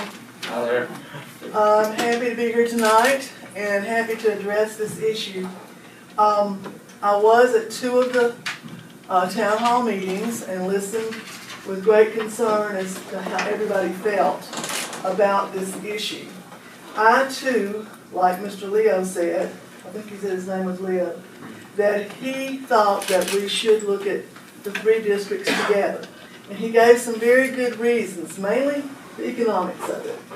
I looked at all the economics that were presented at the town hall meetings. There's no way that any one district out of the 3 districts, 6, 8, and 10, can do a new high school even in the next 6 or 8 years. We must work together. And I'm a retired teacher, as most all of you know. A lot of the people out here have heard me talk before. Some of you are probably tired of hearing me talk.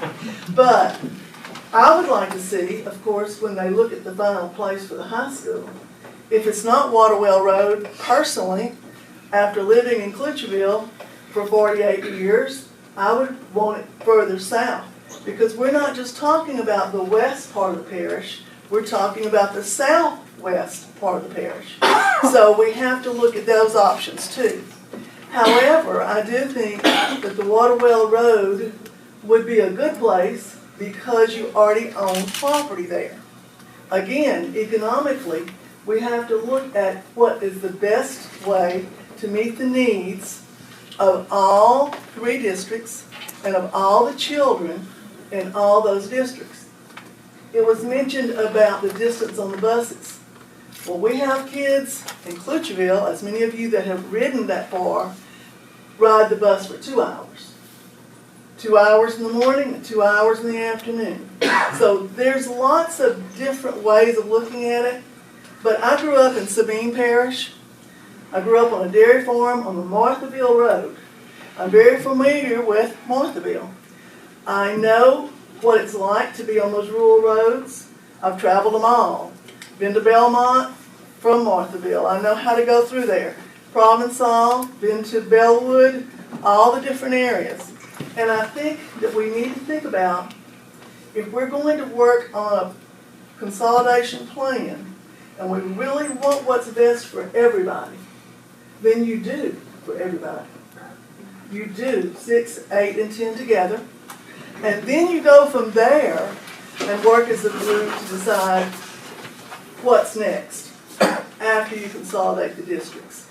There was an old saying that no man is an island. Well, no school district is an island either. You can't have one in a parish and expect it to function by itself and only work with that one. Everybody has to work together. Thank you for your time.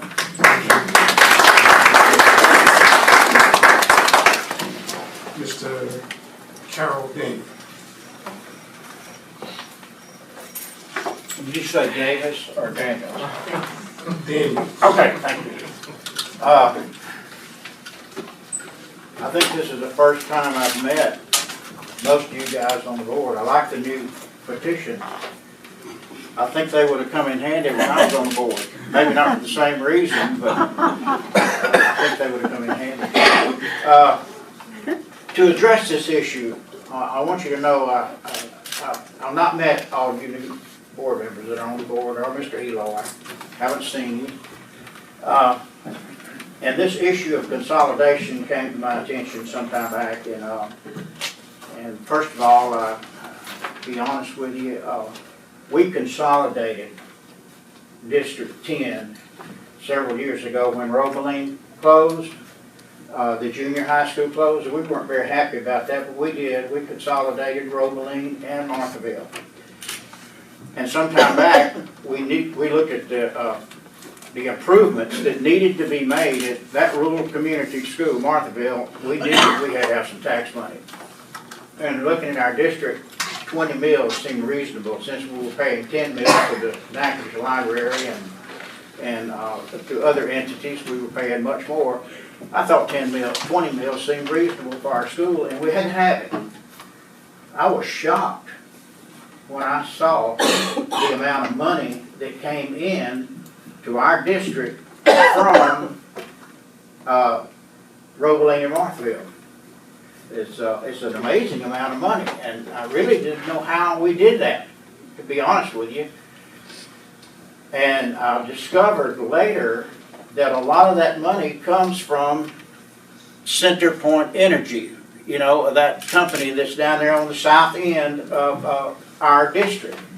I want to ask Mr. Washington, is there any way that that district can be redistricted so that it can be taken out of our district, Roebeling district? Is that true? If I could address this, we're talking about District 10. Don't take up my time. Sure, on sure. this. Consolidated District 10 has bonds outstanding. Those are general obligation bonds secured by unlimited ad valorem taxation. You cannot reduce the boundaries to reduce revenues because you have pledged those to bondholders. That's absolutely not an option. Hang on a minute, District 10 does not have any bonds. Do they not? Oh, is They it do 7? not. Okay. 8 and 9 and 7 do. Okay. Not 10. Then I'll retract my comment. It could be, but again, there's a lot to consider here, but yeah, that would be. See, that's the confusion, that's a confusing issue, you know, that we get different stories. Now, you know, you heard about how that they could, you've heard of directional drilling before? You know how you can drill into another district? Just turn that pipe just a little bit and go under the line and drain that district? I feel like that's about what's about to happen to us. I think our district is about to be drained because somebody discovered that Centerpoint pays a tremendous amount of taxes, millages, and I don't want our district drained. It's been a part of our district. We need it in our district, and to take it from us is wrong. I think it's definitely wrong. It may not be illegal, you may can legally do it, but morally it's wrong. We didn't know it was there when it was created. We didn't know that district was there. We didn't know it was going to take in that kind of money. But because we need that money now to build a high school in wherever, further south is, we heard tonight, we could build it further south, it wouldn't help us at all. That would do Marthaville no good. If you look at Highway 6, combining these districts will bring a school together that'll afford opportunities to students that they've never had in Natchitoches Parish as it currently stands. We can teach our students in the various schools by the very brightest minds in all of Natchitoches Parish. A consolidated school and looking and building to the future, those same students will be able to listen to the greatest teachers and learn from the greatest in the world. So tonight I live down at Bermuda Community, Highway 494, and I hope you all will pass this consolidation. Feelings will get hurt. Some people will suffer, but you'll live through it.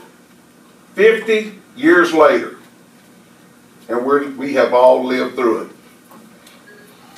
So what's on your mind? I hope you'll vote looking forward, because that's where our future is going to be. So I give it to you to take to your soul, to your hearts. That's really where we're at, all of us. We're appealing to you, we're talking to you, but it's your decision. And I say, may the peace, the love of God be with you all. Thank you. Board members, any comments, any concerns? I just have one, Mr. President. Yes, sir. I really appreciate all the speakers that have the courage to come up and express their version and their will and their need for their community, because we all know that everyone, the community, Klutchville community loves their school, Promisal community loves their school, and Marshallville, I know they love their school because they're very familiar with what goes on in Marshallville. They all love their school. I really appreciate all of them being able to at least come up and express their wishes. And I do have comments, but I'll wait until number 7 for my agenda item. Okay. All right. Okay, let's go to item number 7. Consider approving resolution consolidating districts 6 and 8, thereby creating new consolidated district 11. Okay, as we can see, this is very similar to Mr. McGuire's resolution to consolidate 6, 8, and 10. However, we are just leaving 10 separate and we're consolidating 6 and 8. Now, this issue in itself is multi-layered. There's lots of moving parts here. One of those is the fact that Provençal did absorb children when Clutchville was closed. There is an issue with BRE funding, and that can be resolved by consolidating 6 and 8. That can definitely be resolved. They can have a very healthy BRE. Now, one of the other components to this is we are eventually looking at, I think everybody in here can agree that we want a high school. I think all 3 of our communities want a high school, but what we need is we need to be able to take the time to slow down and to find an appropriate location. And as was mentioned, it's easier at this point, but it's not impossible to come back later. There are people who are not at ease. This should be bringing communities together, and it is not. This is creating division within communities. And that's not what we want. Our board wants to come together for unity. We are a unified board, and I am so proud of the work that we have done. And we want to continue to spread that unity throughout our entire parish, because when people are unified, when they're excited, when they're on board, that's what we're striving for. We're striving for unity within our communities. When we say that we consolidate 6 and 8, and we allow 10, Go ahead. I would also like to add, I forgot a whole layer here, sorry guys. One of our layers is we are concerned about our MFP, which comes from student enrollment. I think we've heard here that if people aren't satisfied with the option, they'll go somewhere else. And that's something that we need to consider as well. Again, we never really want to put a price tag. It was an agreed upon location of this potential entity, this high school, then the vote would, I'm assuming the vote would go that way, but that is an assumption. But the consolidation does not put a trigger to say the high school has to be built immediately. And it doesn't, it's just at that point we can form a community group of people from all the communities to take a selection and shoot holes in every potential idea and create the best location for this high school. That's what I wanted to clear up, like, if we did 6, 8, and 10, it's not saying that, okay, damn, we're about to try to start building this high school. It does not It's pull still that a trigger. pause. Right. We could literally take 5 years to even decide where to place the new high school. Because it's gonna be the most important thing we do, is the selection. This consolidation does not trigger a selection having been made. It's only the process of bringing us together so we can work together to then make a selection on how big a high school you want, where do we want to put it, and all those decisions. That would be what this does. But also that would involve a bond. That's gonna, yeah, there's things, BRE is about repairing the building, the bond is about building the building. So so think about what has to go on, we have to have an election for BRE. Then if we did, okay, so the advantages and disadvantages is that if we only do 6 and 8, we're gonna have to vote for BREs and hope that everything passes. Then in the future, when it's decided what to do in time, then we're gonna have to have an election to have 10 join the new 11. Okay, and then we then have to pass a bond after that, and it's a whole process. It adds a layer. It adds a layer, and if it's one that we want to all accept, that's fine. I'm willing to go with whatever y'all decide. And let me speak to that for just a moment. Thank you for clarifying all that. And I think that's something that, at least in my community, they're willing to consider. Because allowing 6 and 8 to consolidate and leaving 10 separate, we can still create a community group from all 3 communities that can look at potential locations, that we can create plans. And then once that happens, if District 10 is satisfied, I'm sure they will show that will be reflected at the polls when they go to have to consolidate and to take on that burden. So what this does is this just gives District 10 assurance that they're being heard. And again, it puts a pause on it. It does not eliminate talk about our, we can still talk about it. We can still talk about it very fully. We can create our committees. And I think that's really what people want. I think they just want to be able to put the pause on, an official pause, because this creates an official pause. And then we can create our community groups. We can come together. We can find a great location, something that meets everyone's needs. And then we can go to the polls, as my District 10 can go to the polls to say, yes, this is what I want, or no, this is not.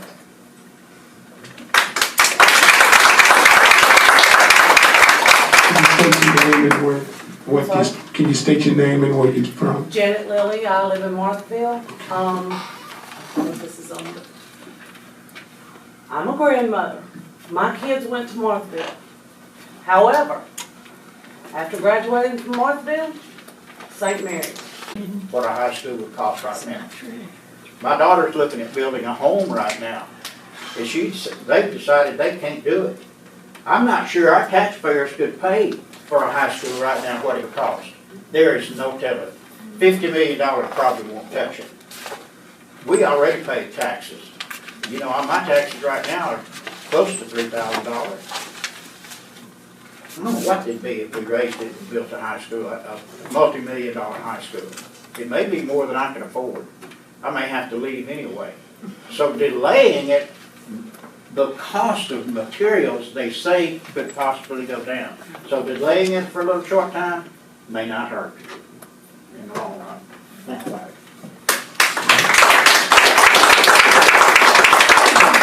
I'm going to be good as my word. I'm leaving now.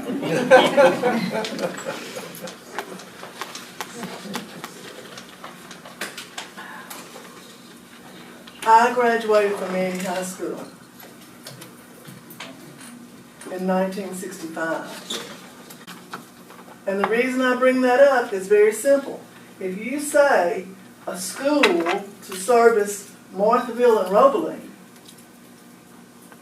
then you are saying that you don't care about the Clutcherville community. And I wasn't going to say that earlier, but I have to say it on what was said the last few comments. And yes, the other one thing, a lot of the children that were at Clutcherville go to Province Hall, but a lot of them go to Natchitoches. Because when they divided up Clutcherville's population, they sent some to Natchitoches schools and some to Province Hall. So I just wanted to make that clear. That's not what I said.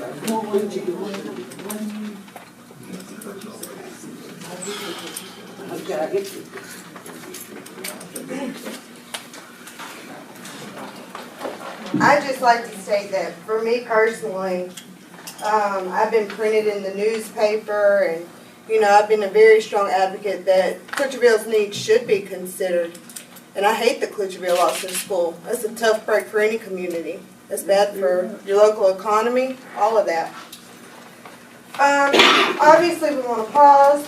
If you're talking about something that's going to happen in 6 to 8 years, what's one more year? Come back in the district. Just the people from Marthaville, or Clutcherville, and Providence all come back into the picture. Yeah, so again, the people don't vote to expand the consolidated district to bring in 10. The voters of 10 would just have to vote to be subject to the tax, assuming that the voters of 6 and 8 in the new consolidated district have approved the tax.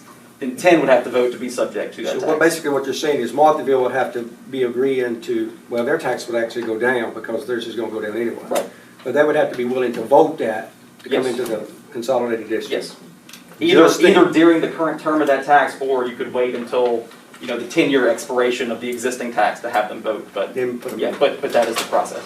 But just clarification, Marthaville is at 20 mills.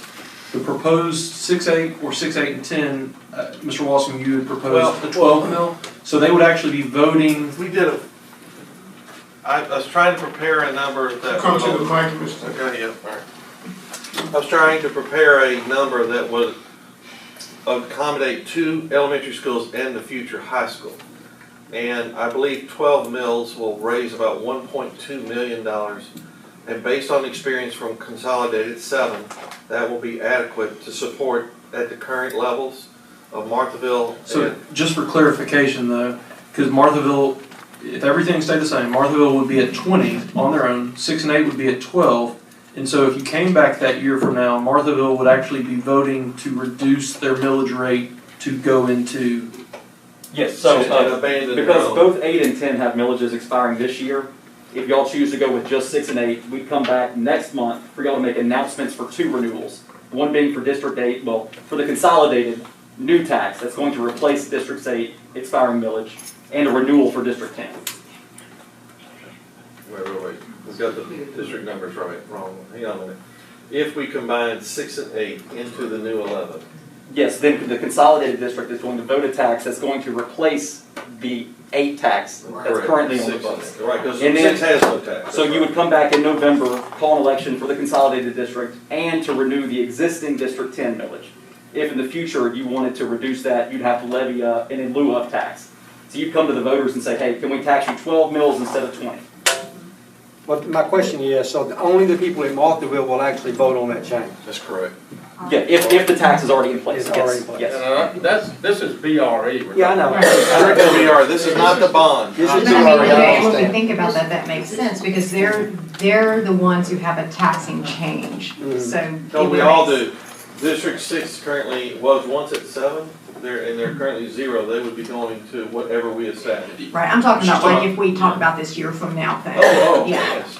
Yeah. There would be 2 districts, 10 and the new 11, and one would be at whatever we establish, which could be 12, let's say. It's a theoretical, but we haven't actually nailed that number down. Because then it would be, that new District 11 would be supporting the BRE for just Provençal.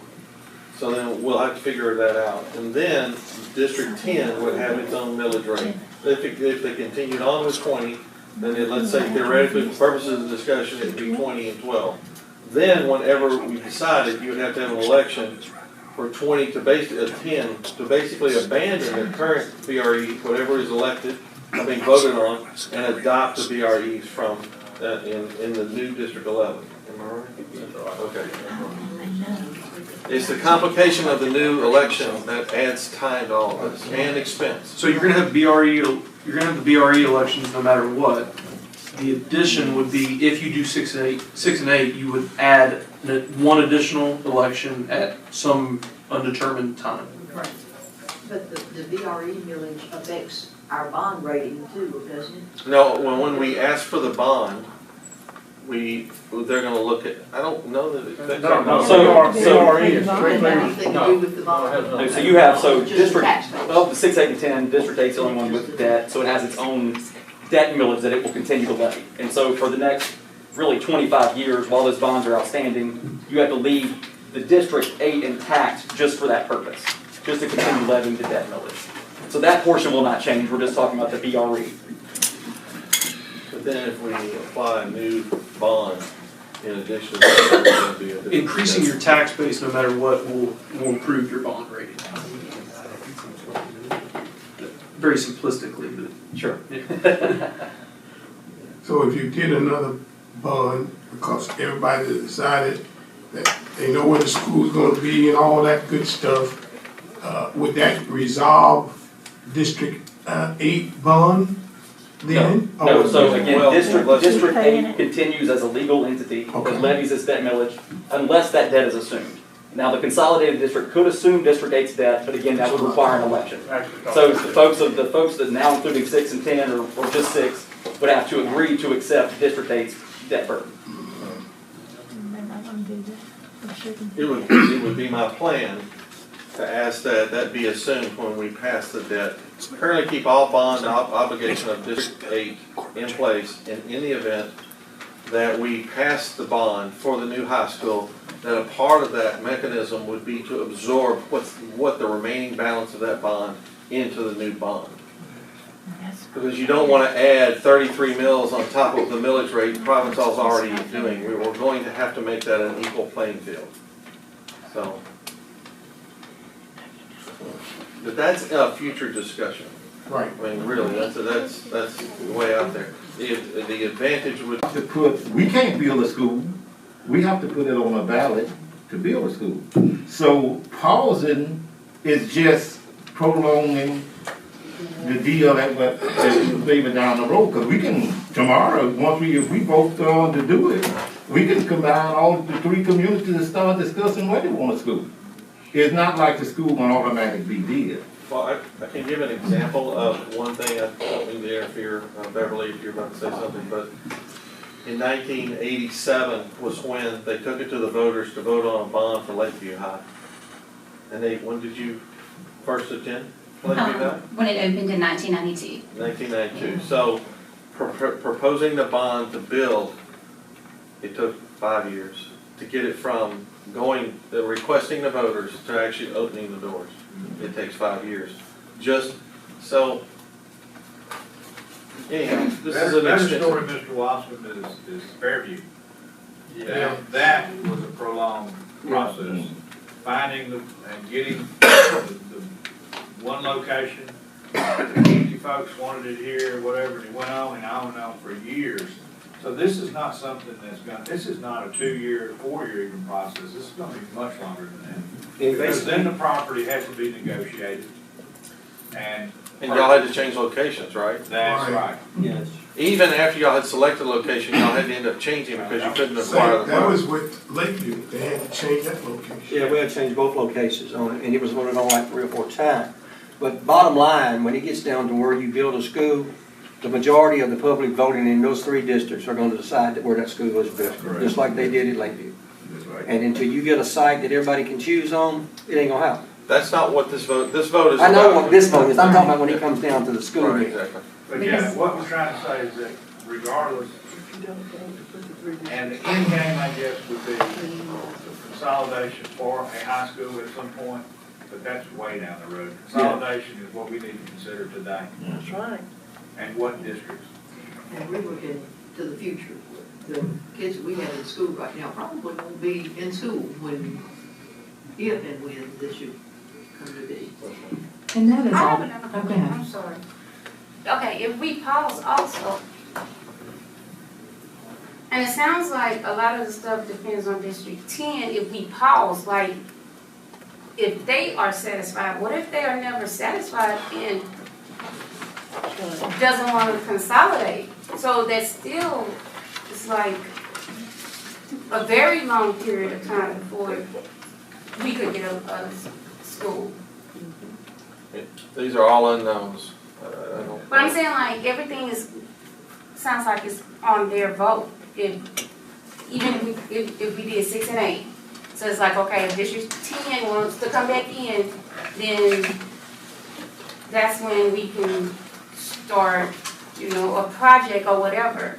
But what if but they can always change their mind and they can never, I'm just trying to understand why. Is your question, if without 10, could we build a high school? I mean, I don't think that we can. I think it's really more a question, perhaps, for Ms. Broadway to, like, how does that work if I mean, if it's the like mindset we're shifts? basing on, if we did 6 and 8, it's like we're waiting on Marthaville District to say whether they want to participate or not, right? And that's what we kind of hold with this. No, I object here. No, let me. I object. No, I'm not saying it in an offensive way. I'm trying to,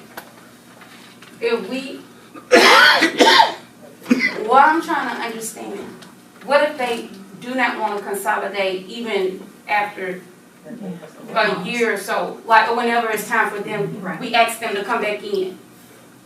If they say no, that's still another, 5 to 10 years before? BREs would expire in 10 years. Okay. So this issue will naturally come up again in 10 years. Okay. It could be an easy fit, when I mean in 10 years. However, right now, if we vote it with separate districts, it's going to require Marthaville voting again to join the new District 11. It's going to require that. Otherwise, it will be 10 years. Now, Okay. All right. Any other dialogue?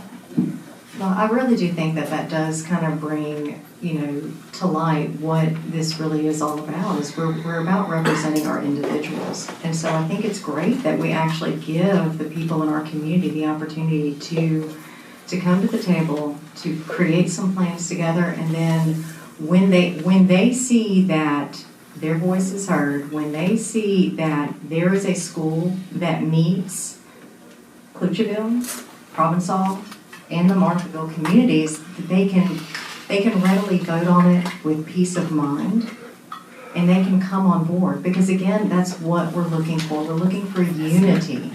This should be bringing our communities together. And right now, we're seeing division. And I agree with that. But that's what I'm saying when you say when they see. What if they don't ever see? You know, like we're putting ourselves on pause for them. And I agree. And I don't think that a pause is never, it's not a stop button.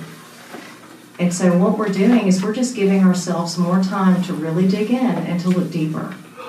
And I think that's an okay thing to do, especially when we're doing something that's going to have an impact for decades to come. When we talk about putting something off for a year or 2 years on a project that's going to have benefits for 20, 30, 40, 50 years down the road, I mean, that's minuscule in the grand scheme of things. And that's all we're looking at. We're just looking at, can we please pause so that we can really do the research that we need to do to find the location that benefits everyone, because we truly do want to benefit everyone. And it also allows people assurance that their voice will be heard. But the research can be done within a 5 and 6 year time frame to make a determination as to a location that will be acceptable by the communities that are involved. It would put this on pause. We're just pausing because I don't understand what the pause is for, because we can get this done within the 5 or 6 years. It's not going to happen immediately. They can research to make the determination again as to where the best location for the school. So if it's going to take 6 years or whatever for the school to actually be built, there's no feasible reason for us to pause on beginning the process. I'm sorry, Ms. Dorothy. Because I do believe that the human component is an important piece to consider here. And so when we're talking about pausing, again, you know, we've heard this is a year, maybe 2 years, possibly 3 years. Again, in the grand scheme of things, it's a very short amount of time. But what we do is we give our people peace of mind. And that's valuable. That's incredibly valuable.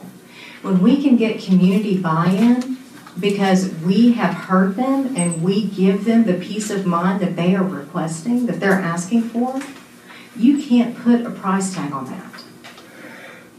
That's huge. But you had other communities that have been affected by closing schools, like Inclusive. Those people were upset. And you had a lot of other communities when integration occurred, and schools were closed.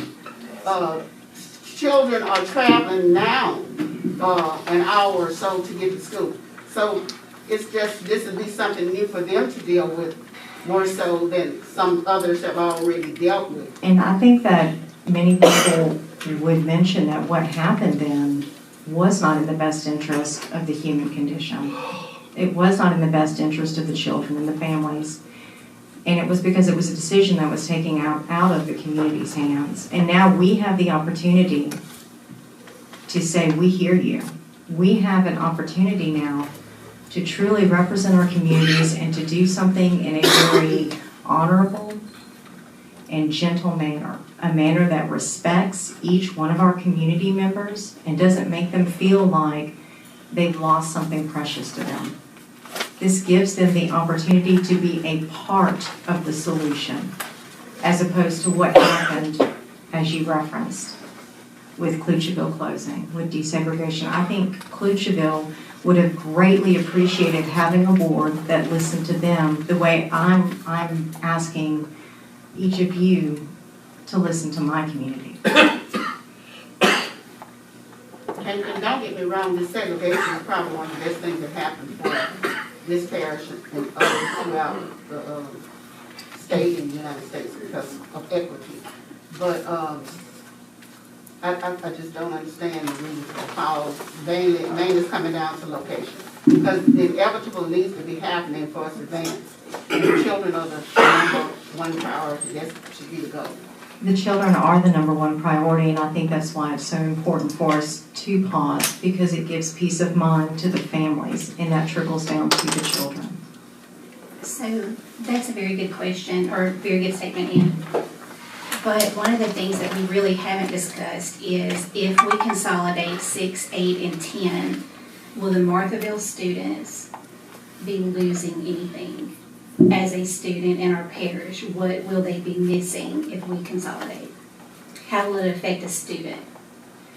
I think it's a student that goes to school in our parish schools. Well, I do think that we may, as a board, lose some of the trust that the community is slowly building for the board. And I think that's crucial. I think the trust factor is huge. And I think that when we can help to develop and to grow that trust that we've begun to do in these other districts with these other schools, that has reaped invaluable rewards. And I think that the community out in Marthaville, and when I say Marthaville, it's not just Marthaville, it's obviously Roebling and Shady Grove and Spanish Lake, Allen. When we can begin to create and to grow that trust, that again is something that's priceless. You cannot put a price tag on that. And what that does is that's going to allow people to feel more comfortable staying in our parish schools instead of leaving as they are now.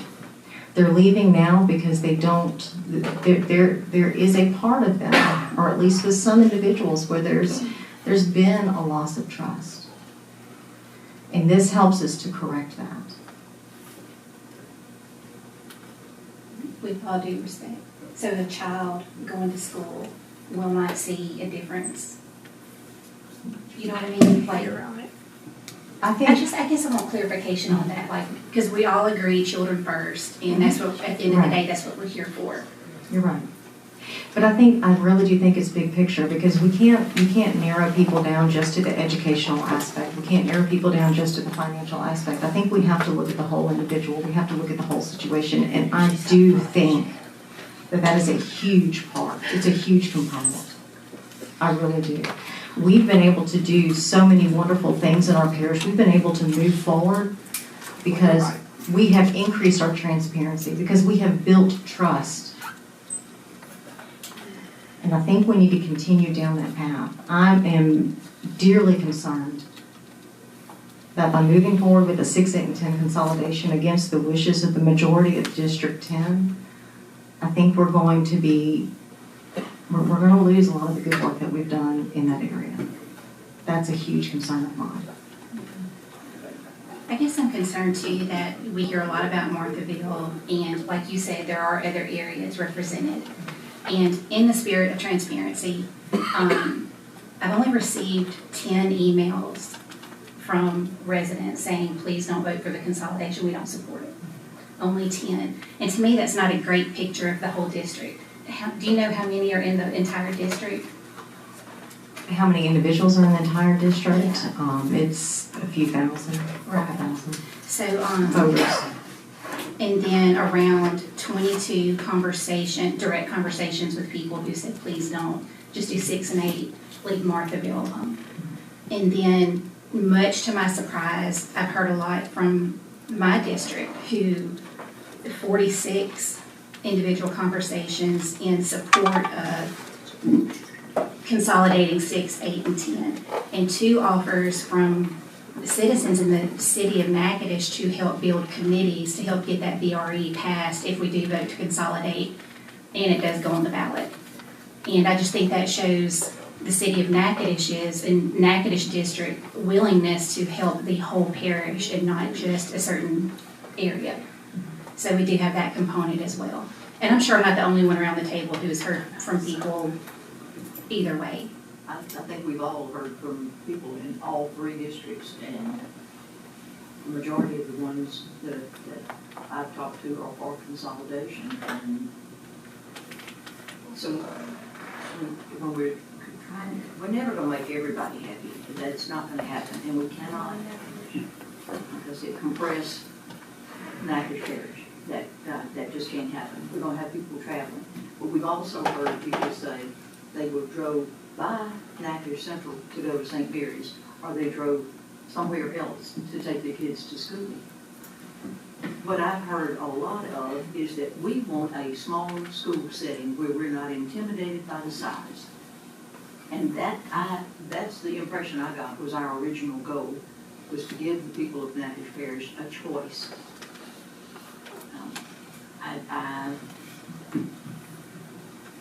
I'm not inclined to kick the can down the road. I think we need to listen to everybody, and I think we've tried to do that with our town hall meetings.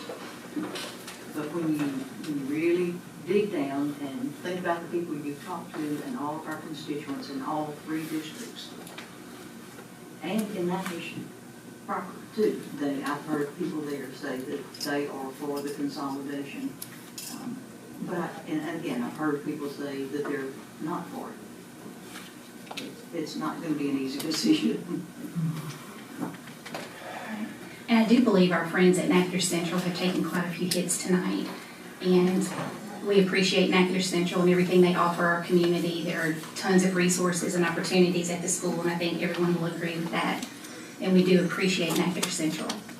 So, and with that being said, of course, my oldest graduated there and had an amazing experience, and now is at Northwestern. So there is quality, equitable education being offered right now at our schools.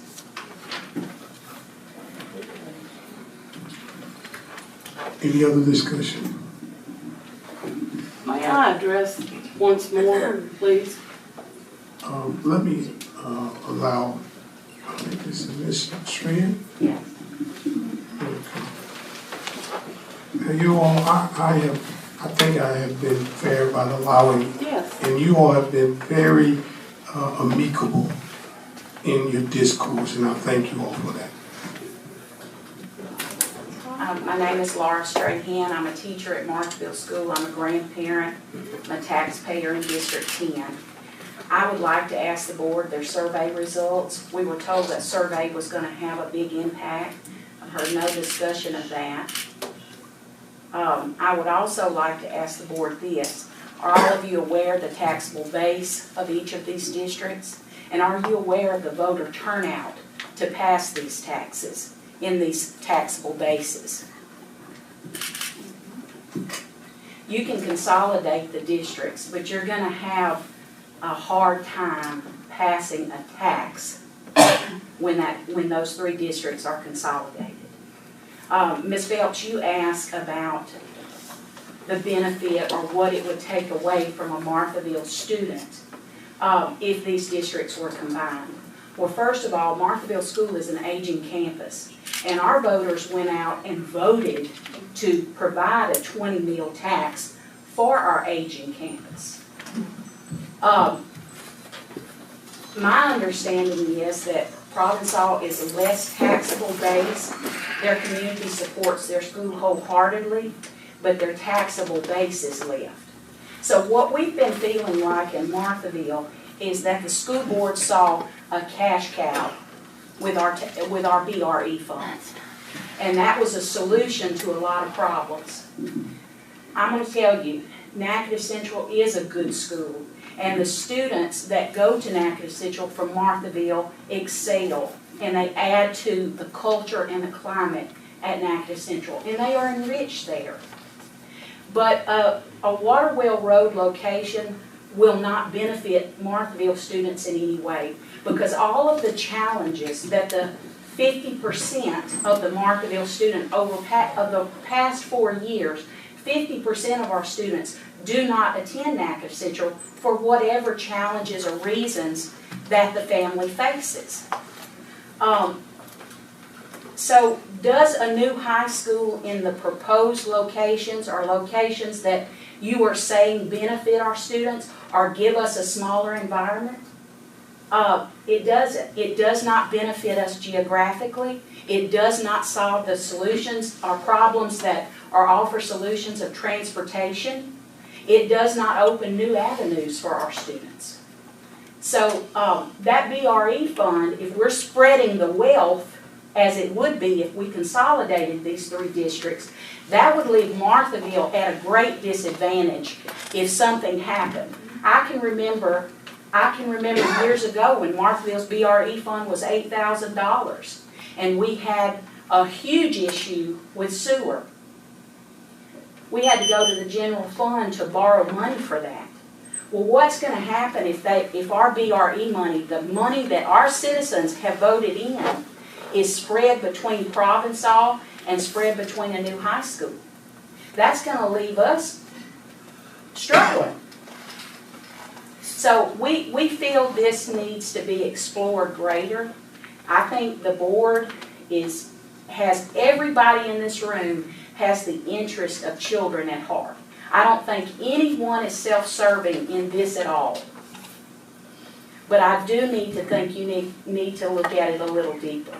So, you know, a lot of you don't understand because your children live in town. Your bus rides aren't that challenging. It's just not the same situation. I have to disagree with that, but I want to ask you a question. Yes, ma'am. What would benefit the children of Marthaville? What would benefit the children of Marthaville first and foremost, and what's immediate, is to please leave District 10 out of this. Because District 10, and I feel like I'm speaking for the majority when I say this, District 10 is of no interest of being involved and having to be money challenged. Our voters voted a 20 meal tax. That's why it's a very healthy BRE. If our school needs necessary repairs and things, are we going to wait till Provençal's issues are taken care of? Or the new high school, something there needs to be maintained? Is that going to put us at a challenge with our BRE? No, these questions haven't been answered. They have not been answered. And I don't know that any of you, fully, I know you spend so much time and effort, and I know your phones have been ringing off the hook. I know your emails have been blowing up.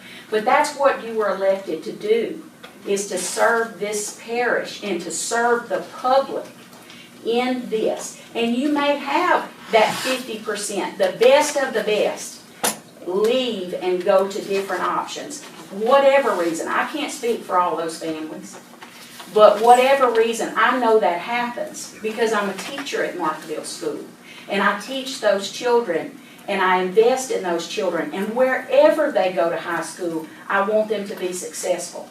But I want them to have an option that is not, like Natchitoches Central, our kids do fine there. But why would we want to pour money into a new high school when Natchitoches Central is meeting the needs right now in any way that a new high school could offer? Can y'all tell us how a new high school would benefit the children of Marthaville? Well, how would it be better than Natchitoches Central? Maybe that's the point we need. Because Natchitoches Central is expanding. Yes, ma'am. So bringing in a new high school years down the line, and not on Waterwell Road, because let's clarify, Waterwell Road is not the permanent location. Yeah, it was not the proposed location. But it was I would say that's the first thing that came out in the news on the Natchitoches Parish Journal was Waterwell Road. But nobody voted on, and it was also on the Natchitoches Parish School Board website. And so maybe that's a PR problem, with the school board. Maybe the consolidation should have been presented. Absolutely. But Ms. Phelps, you asked the question, how will Marthaville school students suffer? Well, how will they benefit? Because the location is not any closer to us. But we ain't picked the location. The location isn't picked. Location's So how on can the we say table. that? You're But right. Right. Technically, your kids aren't going to Natchitoches Central anyway. Well, so technically, 50% of them do go to Natchitoches Central. And technically, a lot more of them would go to Natchitoches Central it would. if the transportation was better and the location was better. So, you know, Marthaville is not buying into this right now because of the way it came at us. And I want you guys to understand this. Nobody wants to fight against this board. Nobody wants to fight against the communities of each other because I think we all have the same challenges. But Provençal is not going to oppose this because they need help with our BRE, and I hope that they get help with that.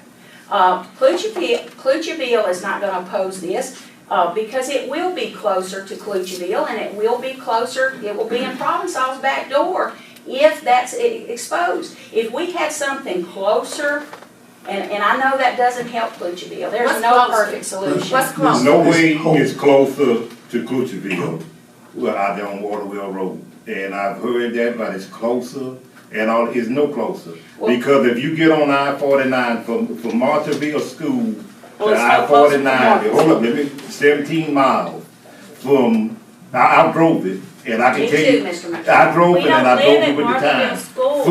From Waterwell Road to Clutcherville School is 23 miles.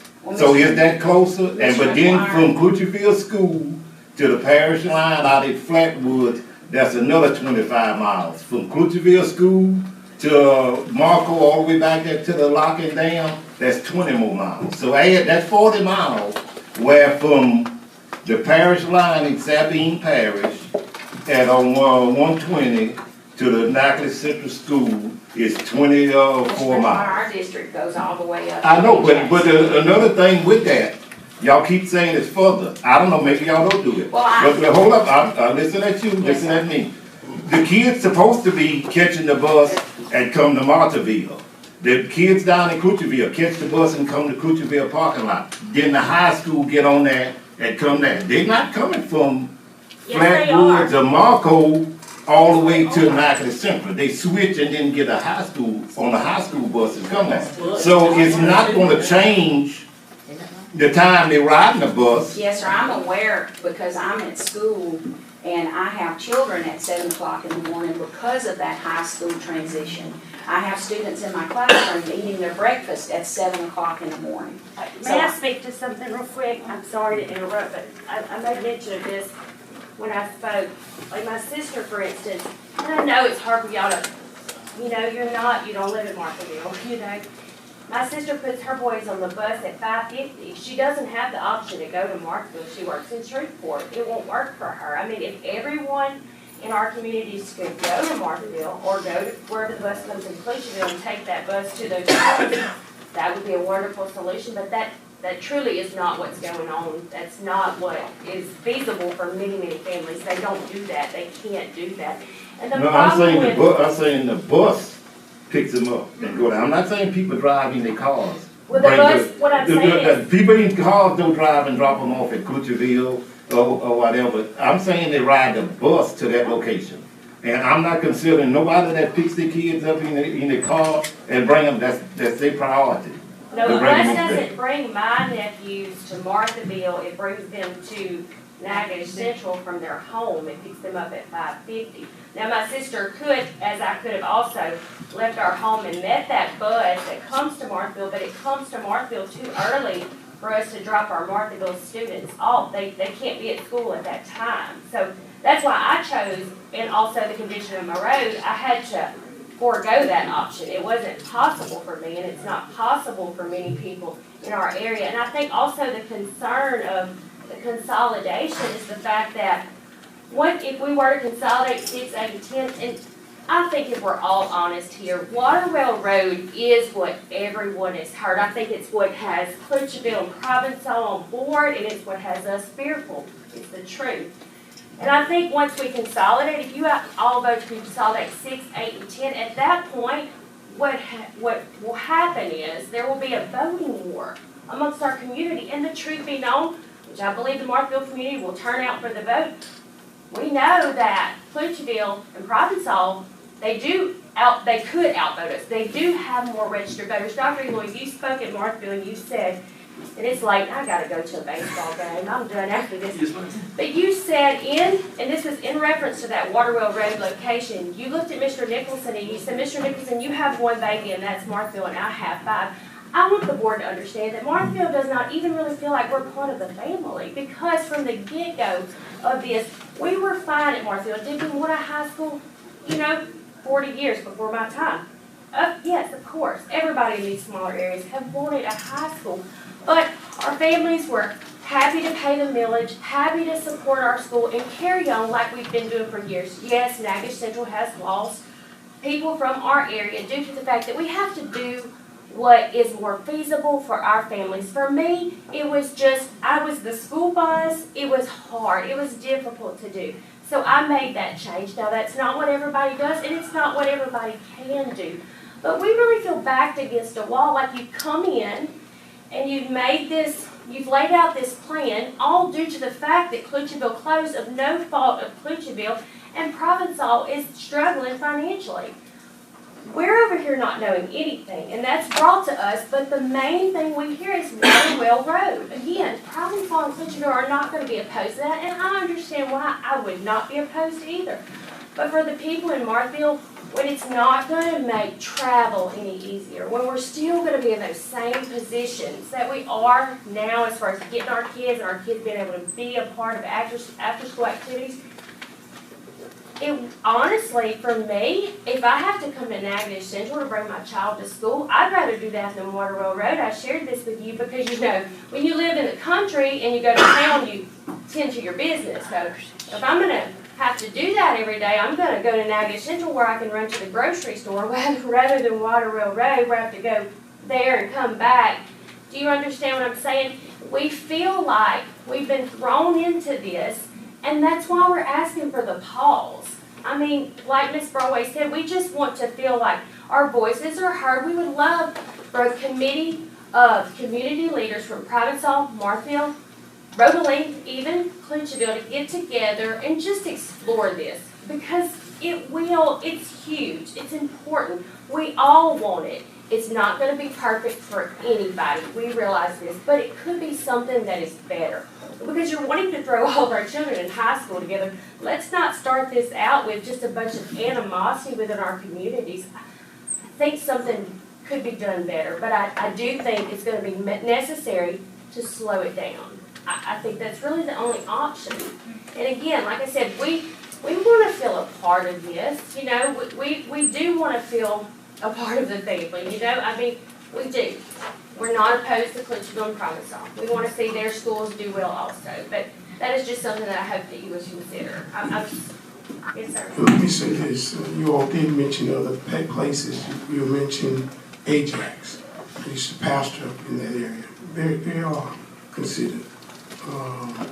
Spanish Lake. We have bleeds there too, Reverend Harris, because students in Ajax cross the lines and go to Coshada. When my daughter graduated from Marshallville, there were 13 students. I think 5 of those students actually come to Natchitoches Central.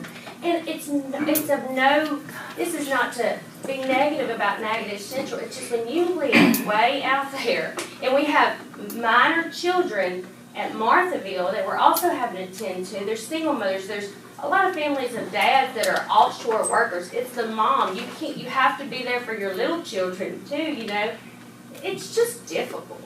It's hard.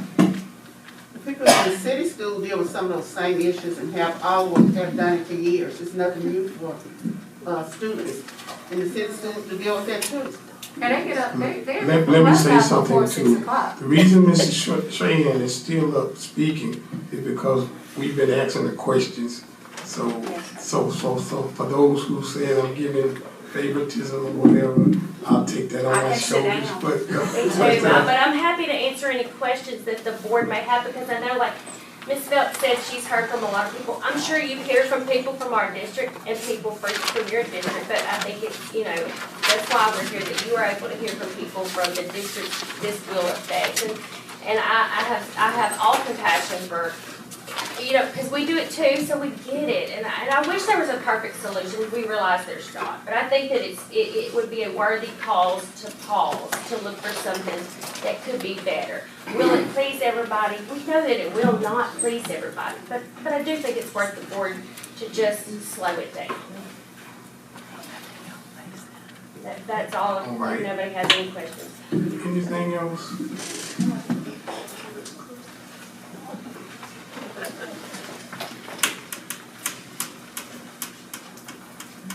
State your name and where you're from.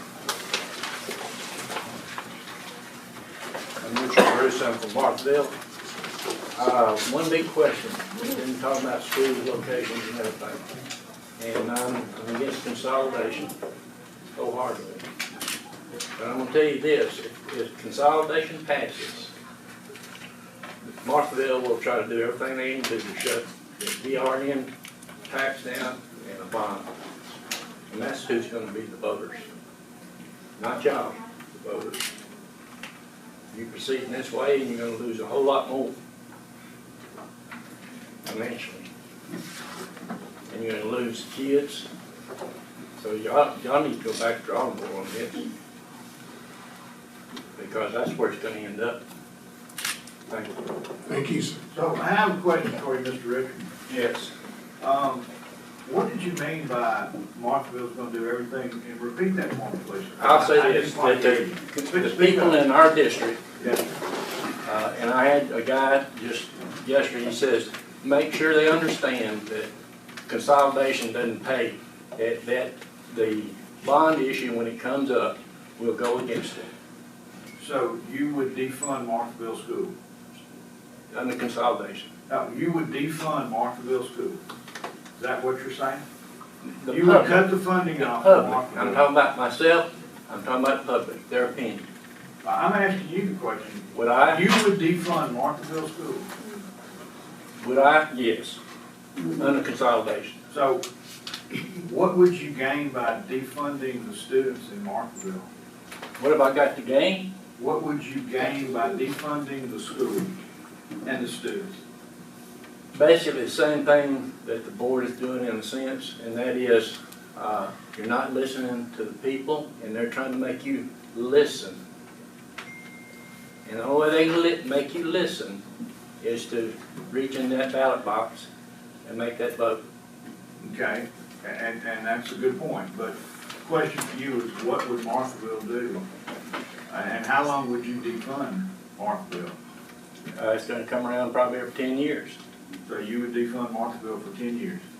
I'm saying the public would. Myself, I would probably vote against it under consolidation.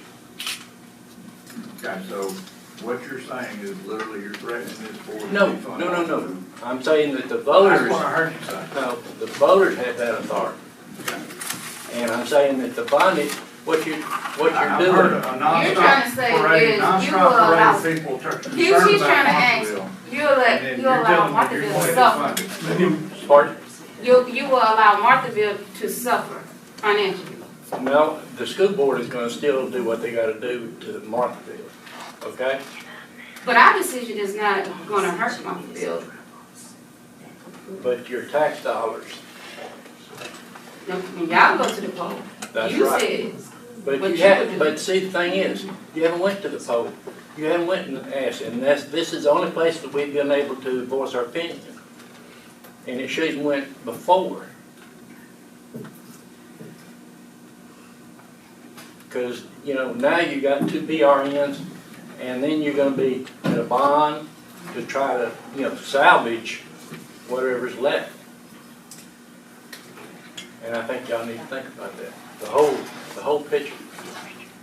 Because you can't build a high school without bond. Is Marshallville gonna vote for that bond? I'd say a high percentage would. Well, I'm not necessarily discussing the bond at this point. I was just kind of concerned why you would say that members of the public, whoever the public are, would want to defund their school when I've heard a parade of people talk about how much they're concerned about the school. They are concerned about their school, and if you listen to them, and they've told you, they don't want the consolidation. But it keeps coming back around that consolidation is the only way, and it's not. Interesting concept.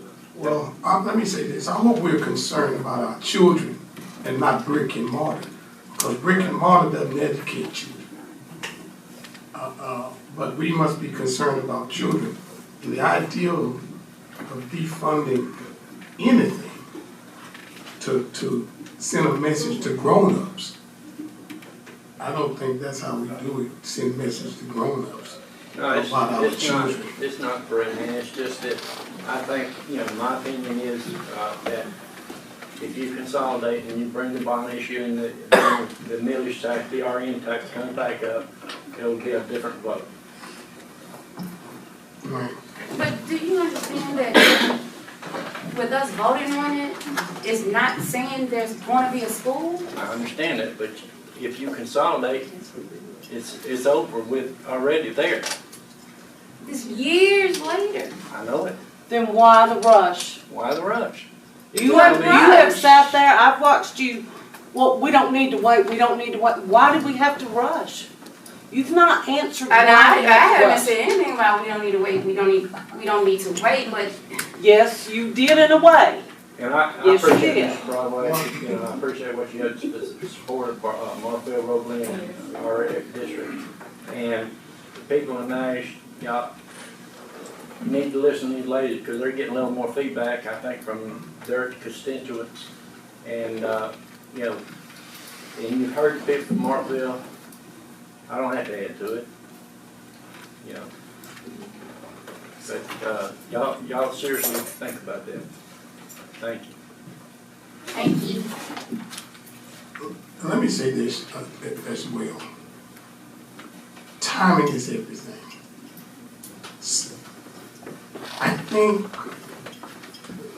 what everyone is concerned on this board about is the season. What season are we in? Because we talk about the fact that we've been doing a whole lot of wonderful things, and we have. Either this season is going to cause us to blossom, or it's going to cause us to plant this seed and it doesn't come up. Whichever decision we make, it's about season, not about actual time. Is it the season for it? Is this the season for this? To plant this? And if it's not the season for us to do it, it's not going to develop to anything. It's not going to blossom. No fruit's going to come out of this. But if it is, if it's the right time, if it's the right season, my grandfather was a farmer. He knew when to plant. So this board has to ask itself, is this the time to plant? Not for me to eat. My grandfather planted for his children's children. That one day they would reap the benefit. Are we planning for right now? Or are we planning for down the road? Will our children look up to us 20 years from now, or when we're dead and gone? Will they look up to us and say, they made the right decision, or they made the worst decision that this school system has ever made? They have to deal with it. Everybody around this horseshoe gonna have to deal with that. So I pray for every board member in here. I tried to conduct this meeting so everybody had an opportunity to speak. Thank you. So I hope that when we go home, I told our board members this. I said we must do two things. There is a window that we must look out of, that's you. We must be concerned about you. You're our window. You gauge our hearts. But we also have to look in the mirror. We got to face this. The decision that we made is both a window and a mirror. And so I pray that whatever decision is made, that the other parts of this thing will take our time and put everything together. Because a house is built on a good foundation. How you start a thing will determine how it's going to end. So, any other? Again, Larry Page. I live down in the Natchez, Bermuda community. This is going to be emotional. There's never a right time for it. And you're not going to have 100% support for it. As I sat back there, I recall my days of studying when you had the old bell curve. We did things and put it in the bell curve. You're going to have 5% that's going to love everything you do. You're going to have 5% that's never going to approve what you do. Maybe 15% on those 5s will change your mind and go either way with you. So you have 15 and 5, 15 and 5. That leaves you what? That you got some in the middle. That's what you got to hope for. Consolidation and losing your schools and losing your identity is absolutely scary. It scares you to death. But when you're a baby and you're crawling and you stand up and take the first steps, you're scared to take the second. But eventually you walk. As far as coming together, that's a great thought, but you may not get to that point. But you have to ask, is what we doing on the far end, as you said, Mr. Harris, worth what we're doing? We're putting a lot of our human emotions in this debate tonight. We're not talking about the future of our children, which is really what you all are about. It won't matter this board or board 20 years from now. The debates and the comments you hear is going to be the same.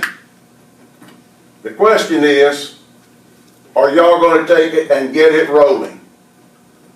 That's y'all's question. You can put it on the ballot and let us decide what we're going to do, but the reality is you guys have to take the initiative. It's not an enviable position because some of you may not win your seat back based on what you do. Is your seat on this board worth more than the future of our children throughout the parish? Education, bringing jobs to our parish, bringing that we don't want to talk about, better roads maybe? Y'all have the influence on that. Y'all have the numbers. You have to make the best decision as informed with information as you can make. And you have to sleep with that decision at night. Because you're not going to make us all happy. We're not going to come together as one. You can unite on certain issues. This is an issue because of the emotions of it. You're never going to be totally united on. Thank y'all. Thank you so much. I have one question from the back, and one question. Ms. Strahan asked, will y'all release the results of the survey? Y'all never answered. I can answer that. Ms. Parrish, do you have those results? Yes, I do. I can. Do you mind posting those just as soon as possible? Absolutely. And just anecdotally, I believe the vast majority of the respondents were from Marthaville, and overwhelmingly they said against consolidation for a high school, but not in the location of Waterwell Road. Overwhelmingly. So. And as a board member, I haven't seen those results either, so I will be looking at Ms. Parris's post, unless I missed an email or something. No, I shared that with y'all, I believe at the retreat, that I gave it, just like I just said, overwhelmingly. Oh, okay, but not. I think it was slightly over 100 votes? I have it pulled up right now. Okay. There was 253 responses. 253, I was wrong. Do you want me to read Yeah, the yes results? ma'am, go ahead. Let's see. 184 people were in favor of a new high school. 210 were not in favor of a new high school if it wasn't in their preferred location. And then the majority of the responses came from Marthaville with 211. And so can you tell us about, because wasn't there a consolidation question as well on there? Are you in favor of consolidation? 199 said no. Okay, and so can you delineate between, because you said 111 of those were Marthaville, but then obviously the rest would be other residents as well? It's anonymous, so it won't tell you like if you're from Marthaville, if you chose no or not. I thought we had that. I can put the detailed like Excel spreadsheet on online so y'all can see the exact like rundown of everything. Okay, so you can post that by tomorrow? Yeah, I can post it after the meeting, so it'll be up tonight. Let this man speak and then you Well, can. Brennan Black needs to head back, he lives in New Orleans. I think Are there any other questions before we start? Any other questions? He will not be here Thursday. Thank you. No, I'm glad to do it. Drive safe. Sure. Thank you. Thank you, man. You'll have a late night. Oh, yeah. This is a short drive. Y'all aren't Shreveport. Come on. State your name and where you're from. Nolan Powell from Marthaville Community. Thank you all for being here and representing us all. I just wanted to touch on what this does to some of our students at Sale Community, Marthaville. I have a 15-year-old son that just graduated from Marthaville. I had a 7-year-old granddaughter who also attended Marthaville. And in order for my son to be competitive in the sports and us to get him back and forth, as Ms. Parker said earlier, my wife was a prior school teacher. She went back into school teaching, and she went to school teaching and agreed in order we could have a school to have my granddaughter and my son in so he could academically participate in the sports that they have. So, I mean, it does have something to, do with, you got a teenage kid, you got a small kid, it takes a lot to get them back and forth where we at. So, and that is the main reason my wife went back to school teaching, just where she could be there with both kids and we can handle them both. So, I do appreciate y'all's time very much. Thank you so much. All right, take our personnel report. Page.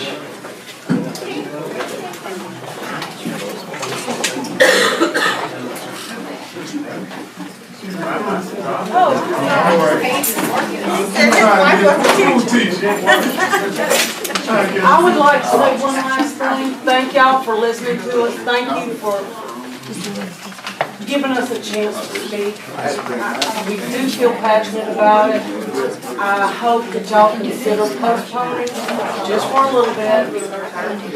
Let us put some more thought and we can come together. I don't, no, it won't be 100%. It's never 100%. You can have 3 kids, you're not gonna get 100% agreement on what's for dinner. But give us the opportunity to feel good about it.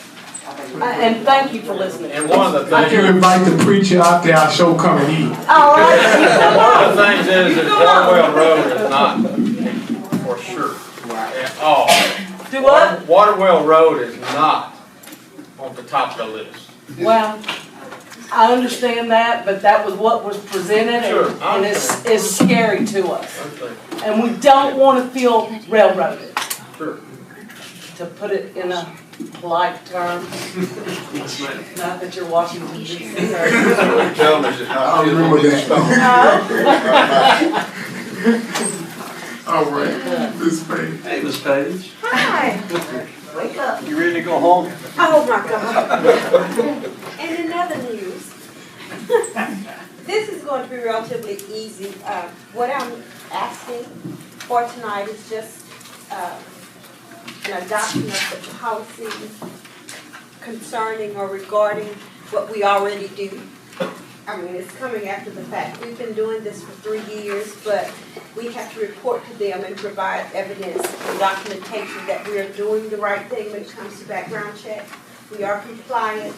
We only use it for what it's supposed to be used for. We guard this information. Nobody sees the information. We do what we're supposed to do, and so it's compiled here, and because we've had to report and provide the documentation, we thought this would be a great time to present it. That's We've never fit. these highlighted areas where you change. Yes. So we don't need to approve the policy, new policy, right? Yes, sir. Thank you. It's always a pleasure, Ms. Page. All right, executive report, Ms. Patel. Okay, item number 1 on the executive report, consider approving resolution authorizing the president of the board to execute a contract with Strategic Demographics LLC to provide reapportionment and redistricting services. Mr. Wassman. This is, excuse me. This is a, yeah, you're gonna turn my. Yes. This is a requirement after the 2020 census to redistrict our, and this is a gentleman we would like to ask y'all to hire, to approve the contract to hire him to redistrict. And it is Give us some background on he did it our last. He did the last one. He's also the attorney with LSBA. He's recommended with LSBA. I just want you to let everybody else know I don't. So we didn't have to bid it out? We just picked somebody? No, it's a professional contract. Okay, all right. But we do have to approve the resolution, correct? What's that? We just approve the resolution. And this is just following every census, right? Right, Every 10 correct. years, Right. right? It's a requirement of this board to do a redistricting after the census. It has nothing to do with all the other discussions. This has nothing to do with tax district redistricting. And I could have something to do with where folks go to school with and stuff, you know what I'm saying? Well, I think this is all over. Yeah, this is about y'all. Yeah, that's what I'm saying. Yeah. That's what I'm saying. Minute 48 left. Do you want me to keep No. We will relish this moment. Okay. Item number 2 on the executive report, discuss and consider approving new mask policy for Natchitoches Parish Schools, Reba Phelps. And just to let y'all know, I'm sure you're very aware, on or about May 25th, the governor lifted the mask mandate and leaving the decisions through the end of the school year, through the end of the semester, leaving the decision starting with summer school to the individual boards, individual districts. So I'm proposing that we consider optional masks, and of course that would give the kids opportunity, you know, if your mom makes you wear a mask or you need to wear a mask for your own health and purposes, to continue to do so, and then those who aren't, let them have that option. And One question, can you extend that to the Natchitoches School Board members? I think this would need to be a policy. We're talking about the students and staff. right, Right. students and staff. That's right. And, but to build on that too, I did speak with a few teachers this week who politely death threatened me to please get rid of the mask. And then I reached out to a few medical professionals, one being a school nurse, and she did say they felt comfortable making it optional, but they all agreed that they still like the social distancing and the sanitization things that we've been. Right. That's right, because let me say, I had 2 to take the vaccine. They still contracted COVID, and I wound up very. So we still, I'm just saying, I think that the best move that could be made is to make it optional. And just for clarification, the reason we're having to, we contact our lawyers, I know the governor's decree or whatever it was called, speaks for itself, but because we voted this in way back when, beginning of the school year, we would have to vote to rescind it as well. We have to create a policy. Correct. Yeah. a correction and get. But it still stands that they were meant for summer school, This, whatever policy y'all voted on Thursday would, will take effect for. for summer For school. summer school. Yes, ma'am. Right, any other, Mr. Mill? Who's Wait, I'm up? sorry, I have a item, if you all would please check your calendars and have an answer for me on Thursday as to whether or not you want to attend the Southern Leadership Conference. I'll have my sign-up sheet going around Thursday, I'll need to know if you want to go and if you want a room. It's July 18th through July 20th, that's a Sunday to Tuesday. So if you all could let me know something Thursday, because I would like to make the reservations and registrations at one time. Okay? start that Sunday. It starts that Where is Sunday. it? Can you- It's in Biloxi. In Biloxi, Mississippi. That's Sunday, July 18th, and Tuesday, July 20th. You could please be prepared to give me an answer Thursday, I'd greatly appreciate it. You know? They'll meet somebody right to do it.